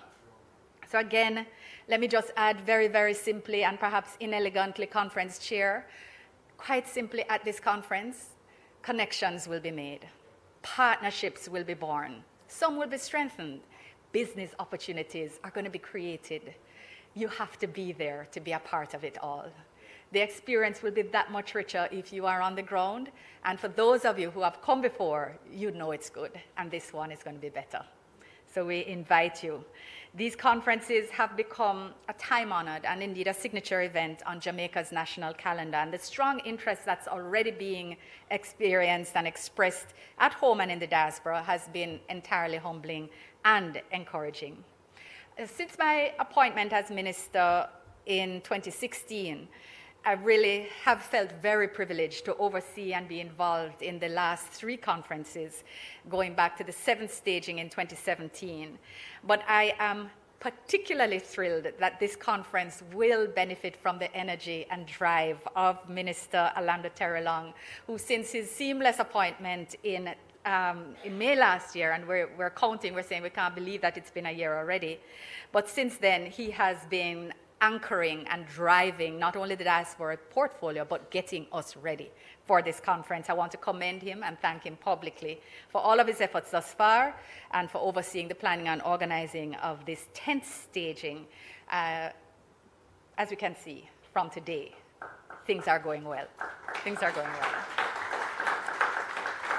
conference chair, I want to extend a special thank you to you again for maintaining an active and impactful level of involvement in diaspora engagement over the years, and for being a reliable and long-standing legacy partner through the VM Group. And so I thank you for this, along with our other legacy partners, Jay and Grace, our outgoing chair, who's always there and who stayed over in the COVID period, even though it was particularly difficult. I know you have all heard it, the patriotism, the passion, the authenticity. There's no pretense. There's no lack of clarity as to where the heart of these companies' success lies, and it lies in their love for Jamaica, and it shines through in you all. Very different styles, but very, very impactful in all. I want to say thank you again, and Chair, I want to just express my confidence in your ability to deliver a conference of the highest standard that is supportive of Jamaica's and the diaspora's collective and mutual purposes and benefits. I know that it is the example that you, our legacy partners, are setting that has encouraged our other current and potential partners who are now considering coming on board to seek deeper connection with us and with the diaspora. And I'm hearing the various years, companies celebrating different years of existence and different years of existence. I know this is a subtle marketing dance that's going on, and I love to see it. I love to see the Battle of the Banners. And we promise you a bigger stage in Montego Bay. So everybody who is thinking about coming on board, there will be space for your banner too. So please come. It's not too late. It is not too late. At this point, I want to expressly thank again and just widen my appreciation for all sponsors who have come on board, our platinums in particular, but all of you who have come on board. It's a signal of the growth of the conference, and your being on board sends another signal to the wider business community about the opportunities that exist here. So we thank you very, very much for your participation. Ladies and gentlemen, also watching online and joining us, thank you for monitoring the social media. Elon, it's very helpful feedback from the YouTube page. Glad to know that energy is high. But I want to encourage you to look around. Those who are in the room, have a look around, and those who are following online, just have a look at the comments, the variety of comments that you're seeing. And you'll get a sense of the breadth and diversity of participation in this conference. And it's not by chance, it's not by coincidence. This is a part of the planning. Inclusion and expansion have been the watchwords of diaspora engagement, and they continue so to be. When we speak about unity, it is not a philosophical or conceptual unity. We speak about really bringing everyone together for the good of Jamaica so that she may flourish together with her sons and daughters wherever they shall be. I think I am definitely writing that down. I don't know, the brain is not as good as it once was. I think I will remember, but I won't, so I'm going to write it down. Particularly beautiful, Reverend. But I want to say that the whole of government approach and the whole of society approach that we have been taking is articulated in the National Diaspora Policy. And many of us participating in this launch would have been a part of the consultations. I remember going around physically in every meeting. I would try and have a diaspora consultation in the margins. You have been a part of discussions and the development of this policy in different ways. MDAs contributed your perspectives.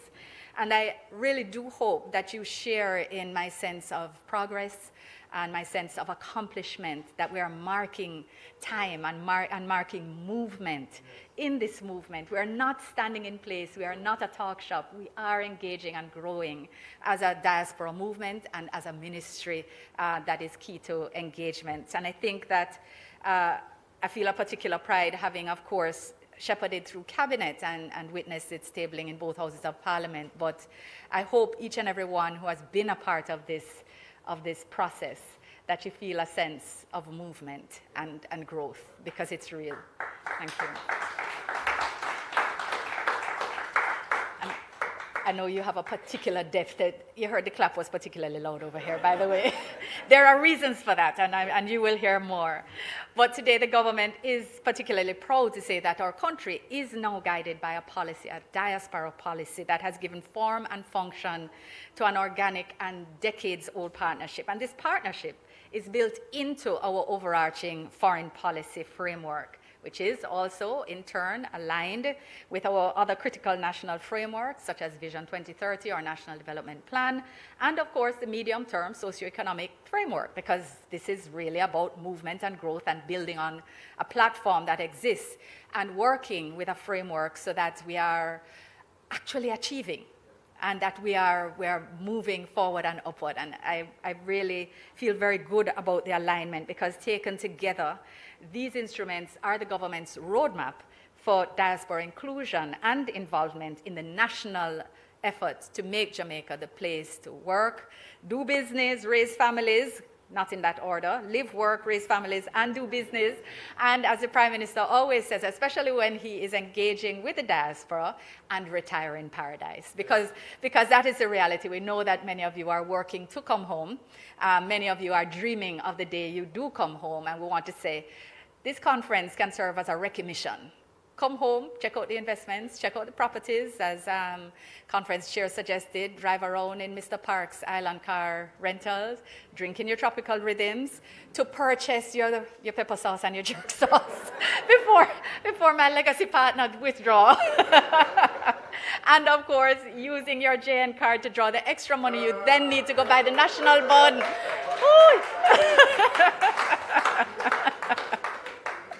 So everybody's there, and VM is, of course, there at the heart.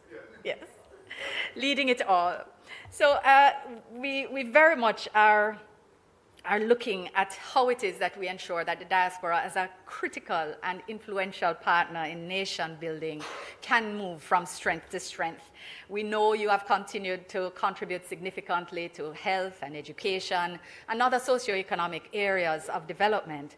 And in this context, it's important to emphasize that while we acknowledge the significant financial contribution of our diaspora to Jamaica through remittances, for example, a prime objective of the government is actually to focus on human capacity development. And our engagement with the diaspora in this regard is for human capacity development as a good in itself and as a part of nation building. So to this end, our 30-member Global Diaspora Council, Global Jamaica Diaspora Council, which was once an 8-member Diaspora Advisory Board, which now has an election process and which spans different contents and sector representatives that focus on areas beyond health and education into security, environment and climate change, creative industries, and areas of deep belief and engagement across the diaspora. So we're growing and ensuring that the young people find what they're interested in as well, because that is a part of ensuring that we have a succession in engagement. We want to ensure that our second and third generation diaspora members feel connected, find new ways to be connected, and that will help ensure that we have a future that continues to flourish.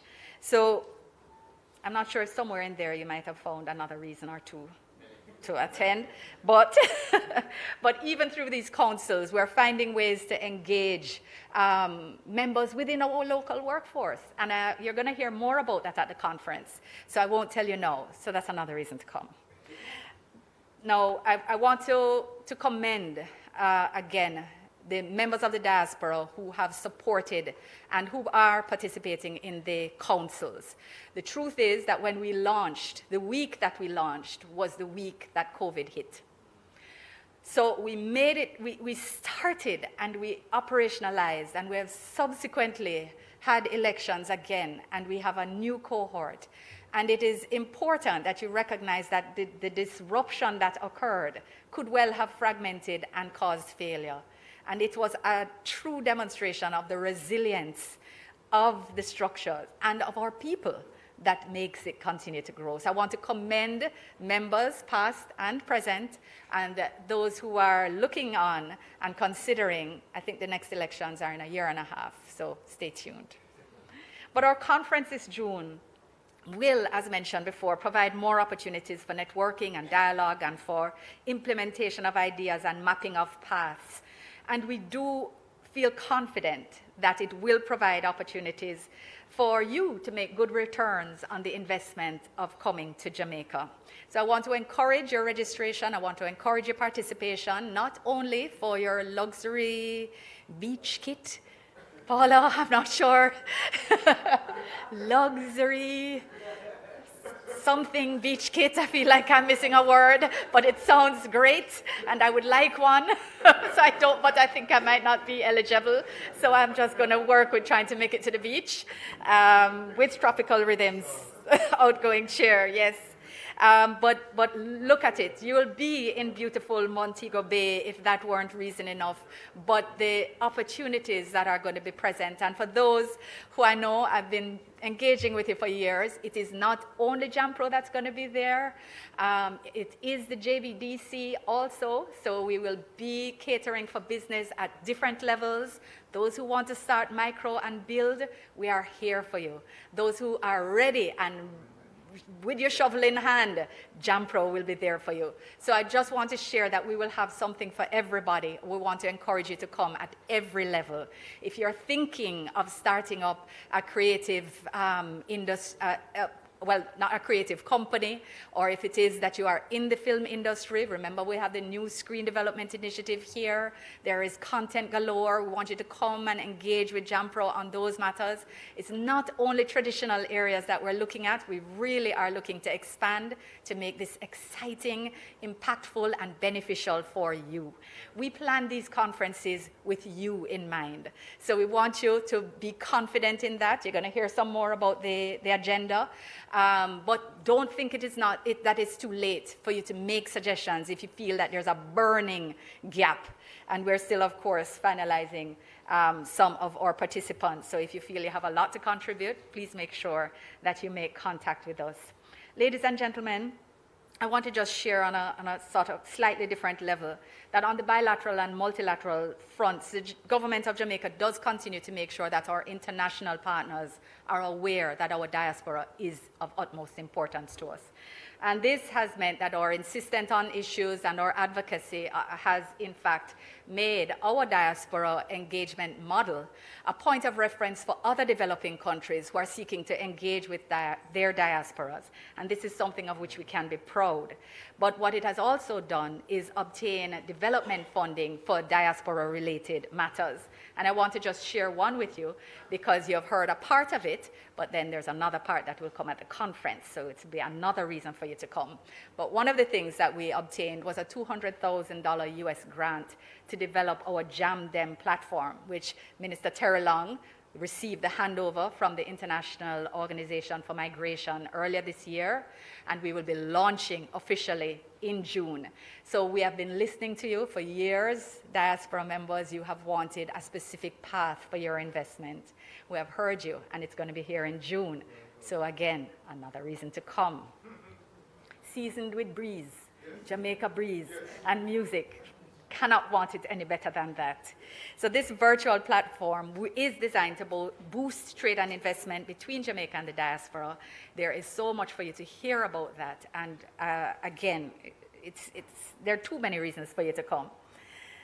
Jamaica has also forged partners and connections between our diaspora and other global actors. That's just IDB, the EU, the OACPS, etc. So this allows us to benefit and to contribute to international best practices.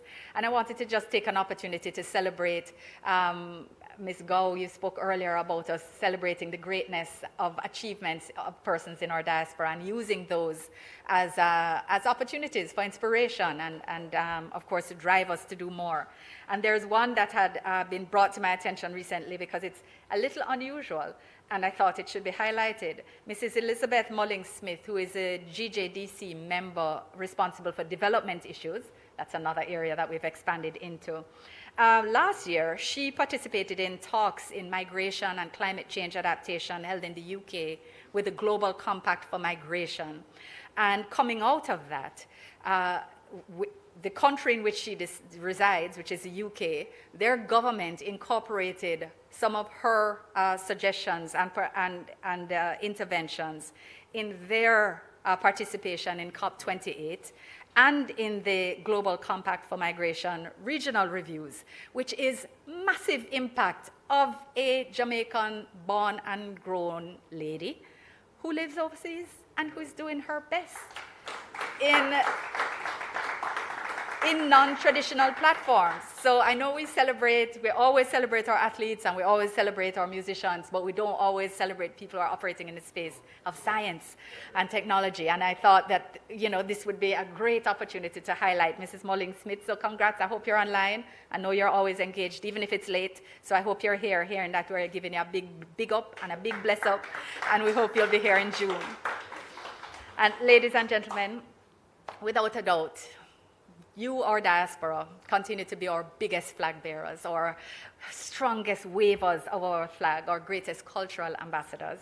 And our authentic personality is one that exudes pride, determination, and of course, a strong sense of family and connection. So I want to assure you again that we are planning for you to come and we're planning for you to bring your families. We really hope you will be able to take the time to do the work and also to enjoy, because that's one of the beauties of Jamaica, that you have the best of both worlds. We have been making a deliberate attempt to incorporate our second to fourth generation Jamaicans, and I want to applaud those who have already been reaching out about how to take the opportunity to be here and how best to participate. We're looking at how best to help support your participation. You're a little younger in the thing, so things may be a little more difficult for you to organize. Legacy partners, this may be something that we have to look at again as well, but it's one of those things. But some of our young people are particularly responsible for increasing the volumes in our passport applications and citizens applications that Mr. Winter is dealing with. And this is because they have been determining that they want to participate in different sporting activities as Jamaicans. They want to become Jamaicans. They want to access that citizenship that they are entitled to under our Constitution. And they want to play football. They want to do track and field. They want to do rugby. They want to do ice hockey. You do know we have an ice hockey team and a rugby team, and that they do very well, right? Yes. So there's nothing that we put our minds to that we cannot win at, literally win at as well. So this is, Mr. Winter, part of your volumes that we are asking you to kindly deal with very quickly as well. Thank you very much, sir. Always appreciate it. But young people will want to say how proud we are of you. And we're proud when you're wearing our colors, and we're proud when you're not, because we know that there are times in between that you also have to make a living in between the big games. But we love that you attach yourself to Jamaica, and we welcome more of you, rather, to do this. This is what it means to be united as part of our transformation. So again, ladies and gentlemen, I will not say very much more because I've given you a few more reasons in addition to the original 10, to come. But I want us to work together to make that 1,000-person target in person, 1,000-person target. The Global Jamaica Marketplace is going to be very important for you to come and get all the services that you want, and you will hear more about that. But just come, bring your talents, bring your ideas, bring your connections, bring your perspective, bring most importantly, bring your love for Jamaica. Bring that. We have a lot here, but we want you to bring more. And together, we will be united for the transformation of this beautiful Jamaica land we love. We're going to deal with peace. We're going to deal with the productivity. We're going to empower our young people, and we will become paradise. Thank you all very much.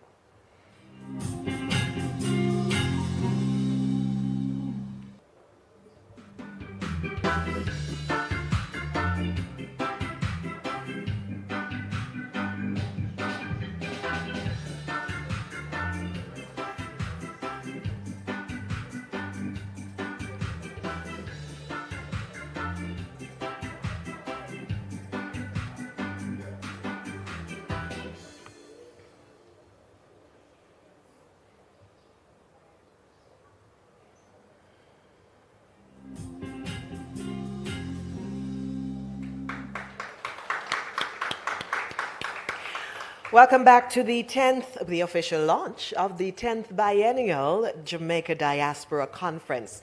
So we're refreshing your memory about the giveaways that you are eligible for. Those of you that are eligible for it.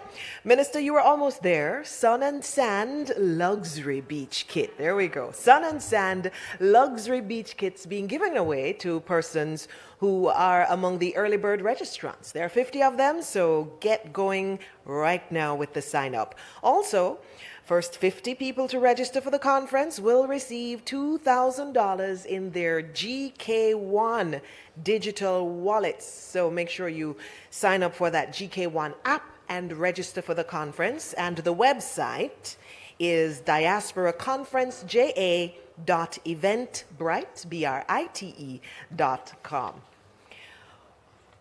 It's a lot to take in. It's so many reasons, way beyond the initial 10 and the 20 or more others added by the minister. We want to put all of that in the context of exactly what's going to happen. And so we're asking Dr. Kevin Brown, president of UTEC, to now bring an overview of the conference program. Help me welcome him, please. Thank you. Thank you, Paula. Good afternoon, everyone. You're still with us? I know it's been a long launch event, but surely I'm hoping that you found it very informative.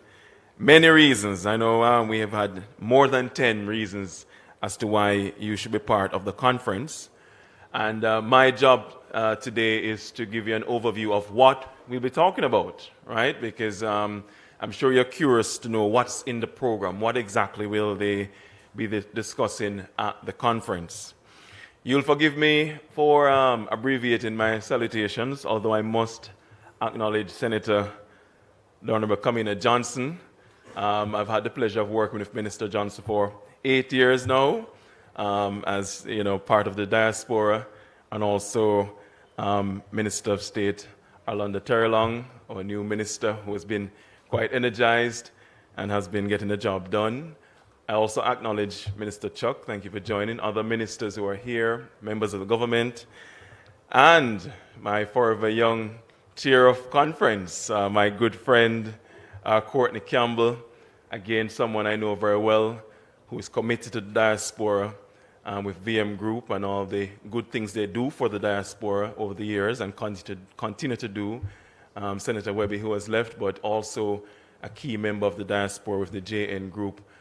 Other business owners, partners, sponsors, and distinguished guests.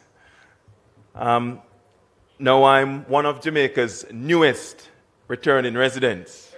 Only 6 months since I've been back.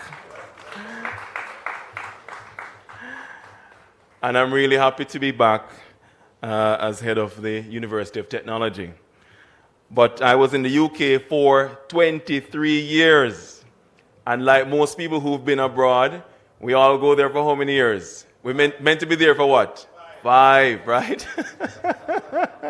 5 is the magic number. We all, and so that was my plan. I went there to further my studies as an international student and thought I'd come back to Jamaica, and make a difference. And somehow 5 became 10 and 10 became 20 until, I was called home to serve.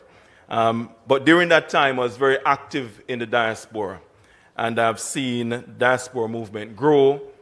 And I'm so proud that we're about to have our 10th biennial conference, which means that we've been going for 20 years, the first conference being in 2004. And the good thing about the diaspora conference is that it transcends government administrations. Doesn't matter who is in power, we are committed to the diaspora. And that is because the diaspora is an important fabric of Jamaica. So I want to congratulate everyone involved in this year's staging. But before I talk about the content of the conference program, I want to acknowledge Professor Ying. Professor Ying, if you could stand for me, sir. Normally, it would be Professor Ying who would be standing right here. So I'm the younger version, right?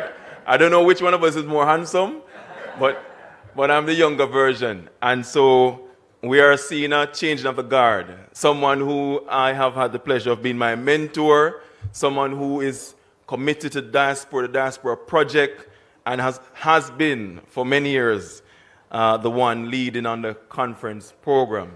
But you know, as we know, cycles change, and I'm really proud to be standing on your shoulders, sir. So can we just acknowledge Professor Ying once more? Thank you for your service, Professor Ying. And I know I hope you don't judge me too hard on the program we're putting together this year, all right? Don't worry, I'll be coming to get your buy-off on it as well. I also wish to acknowledge members of the Global Jamaica Diaspora Council, members of the Global Jamaica Diaspora Youth Council, who I know have been active in the consultation process. How do you put together a diaspora conference? 3 million people to satisfy overseas, plus those in Jamaica as well. How do you formulate a program that captures the themes and the salient conversations that we all want to have? And over the years, we've been having consultations with the diaspora, through diaspora associations, through the consulates, and here in Jamaica as well. And we've always tried to capture the main themes. This year, we will be aiming to put the diaspora at the heart of the conversation in the format of the conference with respect to panel discussions that will allow for interactive discussion. Now, some may say, well, I heard that before. But I'm promising you that we will do it this time round. So when you come to the conference, you will be able to participate fully in the conversation, right? It won't be us talking at you, but you will be able to have your voice. Of course, we'll have some keynote speakers, but the bulk of the conference will be interactive. Now, the theme of the conference is United for Jamaica's Transformation, Fostering Peace, Productivity, and Youth Empowerment. United. I want to say to my friends in the diaspora, we have to unite to develop Jamaica.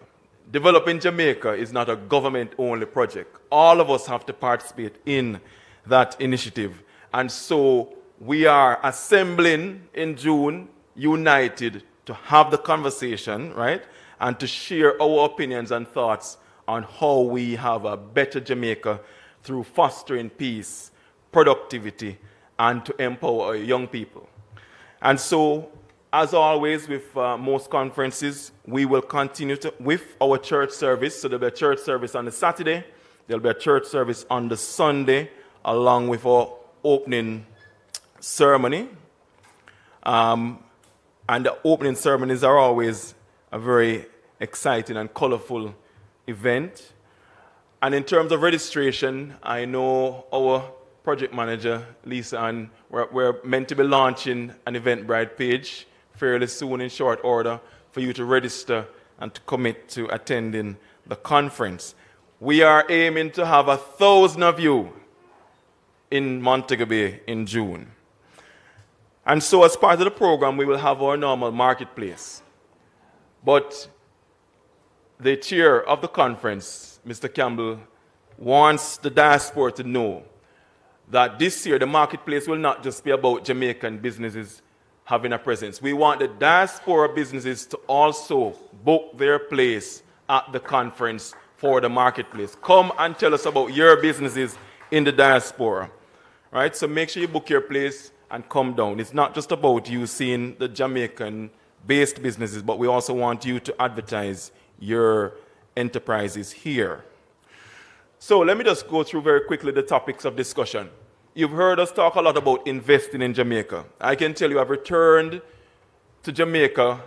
I live in the corporate area. It's a construction site. Jamaica is building. All right? And so what we want is for the diaspora to be part of this construction boom. I was in the diaspora, and I know one of the things we complain about is, well, other people are coming to own Jamaica. Well, here's the thing. That's fine. But it's also your opportunity to own Jamaica too. Jamaica is open to you. It's yours, not because you live overseas, and you should come and claim Jamaica. The opportunity is there. Jamaica is open for business. So we will be talking about investment and business opportunities. You will hear more from Jampro, who I can say from my experience at Jampro has been a fantastic facilitator for anyone who wants to do business in Jamaica, but they've also assisted many Jamaican businesses to take their enterprise overseas as well. We will talk about small businesses. We will talk about Jamaica's growing startup ecosystem. There are lots of startups here, including our startup incubator at the University of Technology, and many more. There are opportunities for young people in the diaspora who want to come home with their tech startups. You can do it right here in Jamaica. So we'll be having that as a major plenary session at the conference, and you'll be hearing from government ministers and others as well. And again, that will be an interactive session where you will have your say. We will also talk about education. The Ministry of Education has launched its transformation program. And at the heart of the transformation program is the diaspora. The diaspora has always supported Jamaica's education. During the COVID-19 pandemic, it was the diaspora who answered the call to donate tablets. It's the diaspora who is donating books. It's the diaspora who is always trying to give back to schools. But now as we enter the digital age and we are now modernizing our school system, and you hear the government talk about the launch of STEM schools, we again need the diaspora to come to the conference to tell us and to share with us how Jamaica can continue to grow its education system as we enter this technological age that keeps changing so rapidly. How do we ensure that our curriculum is fit for purpose? How do we ensure that our schools are well equipped in giving back to Jamaica? Come and tell us what you can do for Jamaica and how you think we should be shaping our policies. We want to hear from you. There are many of you in the diaspora who are esteemed education professionals. Come home, come to the conference and tell us, share with us your thoughts on the issue. In addition to education, we will be talking about how we can support our diaspora wherever you are. Many of you complain that, well, it seems to be a one-way conversation. The government keeps asking us, well, give to Jamaica, give to Jamaica. Well, that's not the case. It is a reciprocal relationship, and we will be talking about how the government can support you in your local regions where you live, how we can support you with some of the challenges that you face, and how we can ensure that doing business with the government and with the private sector is easier. You heard Minister talk about the soon-to-be-launched JamDem portal. That portal will be a one-stop shop for you to go online wherever you reside in the world to get all the resources you need to do business and to support you across the diaspora. Peace and productivity is another topic. I know many Jamaicans, wherever you reside, are concerned about the issue of crime and violence in our country. And there again is an opportunity for the diaspora to play a role. We will be having a plenary session on peace and how that's linked with productivity. And we'll be looking at some of the key issues around citizens' security. There are many of you in the diaspora who are security professionals who may want to have a voice. This is your opportunity to come home again and participate in the conversation. We'll be having members of the security forces here, as well as people who are doing very innovative approaches to peace development in Jamaica. Not just about policing, but also how do you go in there and capture the hearts and minds of young people who are not in work. And I know that our government is looking at bolstering our TVET, our technical and vocational education training, so that we can capture more young people and get them into school free of cost through the HEART program. But we want to have that conversation with our diaspora as well, and to ensure that we hear your opinions on the matter. And ladies and gentlemen, as I wrap up on the program, we cannot leave out our young people. There's one thing I have observed with the diaspora. My grandfather went to the UK in 1951, tried his hand at it first in America, cutting cane. So this farm working thing go way back. So he went to the 50s to Florida to cut cane, found that there were snakes in the cane, so because they don't burn the cane there, so you're cutting the cane and all the rodents and snakes are there. So he said, well, let me try the UK. And he went to the UK in the 50s. And then I went there as a next generation, right? My children have a very different mindset to my grandfather. They have a different mindset to me. Their commitment to Jamaica is different. They are not going to be the generation that sends home millions of US dollars of remittances to this country. So let it be known now, if you haven't heard it before. They are not going to be the ones. They want to come and invest in Jamaica. They want to see what Jamaica can offer them. It's a very different value proposition. And we now have to have the conversation in a conference like the Diaspora Conference to say, okay, well, how do we really engage these young people? Because they're not going to, the generation of the remittances, unfortunately, is going. And how do we service these young people? How do we ensure that, one, they are feeling very Jamaican? Right now, my children are visiting me, and I'm making sure I'm taking them all over the place, right? And I want to put them in school in September. And I'm saying to the diaspora, you can also send your children to school here. We have good schools. You can send them to university here. We have good universities, right?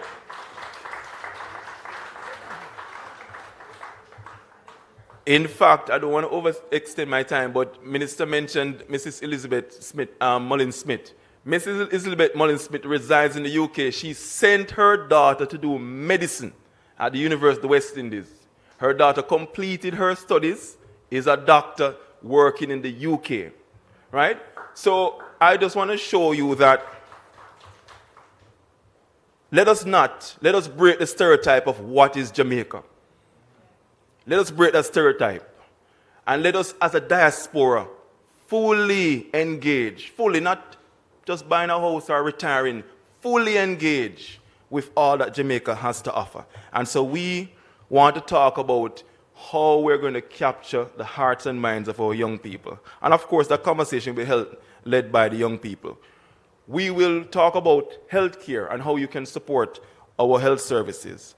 And I'm just going to quickly wrap up by saying that, ladies and gentlemen, this conference is a conference that acknowledges that we are in a technological age, and we will certainly try to ensure that you can reach us on social media, you can interact with us and the plenary sessions live online, and we will be ensuring that, if nothing else, you leave the conference feeling like you've had an amazing experience, where you've had the opportunity to fully ventilate on all the matters. And before I forget, that we are also going to, because I remember I have a friend here, Silburn Sidal, visiting from the UK. And Silburn came up to me before I came and said, are they going to talk about, is there anything political on the agenda at conference? Yes, Silburn, we will be talking, we will be talking about constitutional reform in Jamaica, right?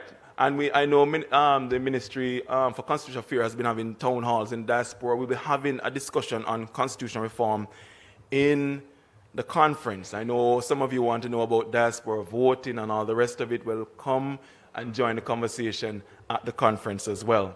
So I want to congratulate the organizers for putting on what will be a very special event, and I look forward to seeing you all there in Montego Bay in June. Thank you.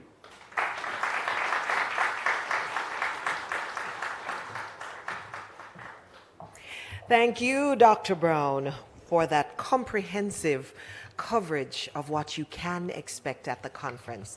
Ladies and gentlemen, we have arrived at the closing part, the wrap-up of our time together this morning. We want to especially thank those of you who joined us online. You were busy doing something else or couldn't be here in person, but you made sure that you could participate. And we would love to reiterate our pleasure at having those of you here in the Kingdom Hall with us in person. We want to make mention again of our sponsors with this milestone JDC 10. We have our legacy partners, Grace Kennedy Group, VM Group, JN Group, our platinum partners, Continental National Bakery, Digicel, Island Car Rental, Jamaica Tourist Board, our gold sponsor, Pinnacle Developments, our bronze sponsor, JMMB, our official media partner, RJR, Gleaner Group, our diaspora investment facilitation partners, JAMPRO, the Jamaica Stock Exchange, Jamaica Business Development Corporation, our venue partner, the Montego Bay Conference Center, our accommodation partners, Iberia Star and H10 Hotels, Ocean Eden Bay and Ocean Coral View. I was told to tell you, you can start booking at Ocean Coral View. They're ready for you. And our conference endorsement partner, Jamaica Umbrella Group of Churches. To all our JDC 10 sponsors, we say a humongous. Script says big, but I prefer humongous. Thank you, thank you, thank you. A round of applause for them, please.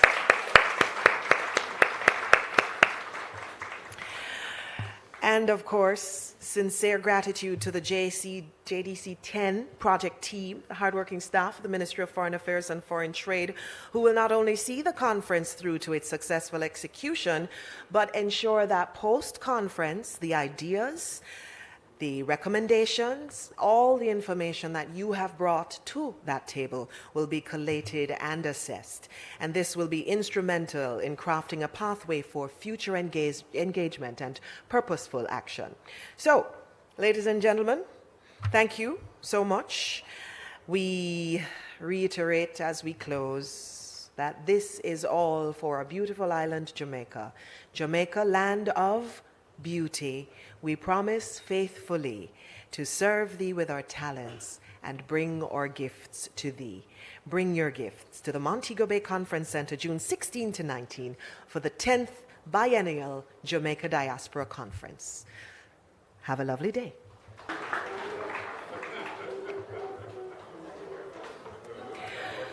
Just to let you know, ladies and gentlemen, there are refreshments being served outside the Kingston Hall.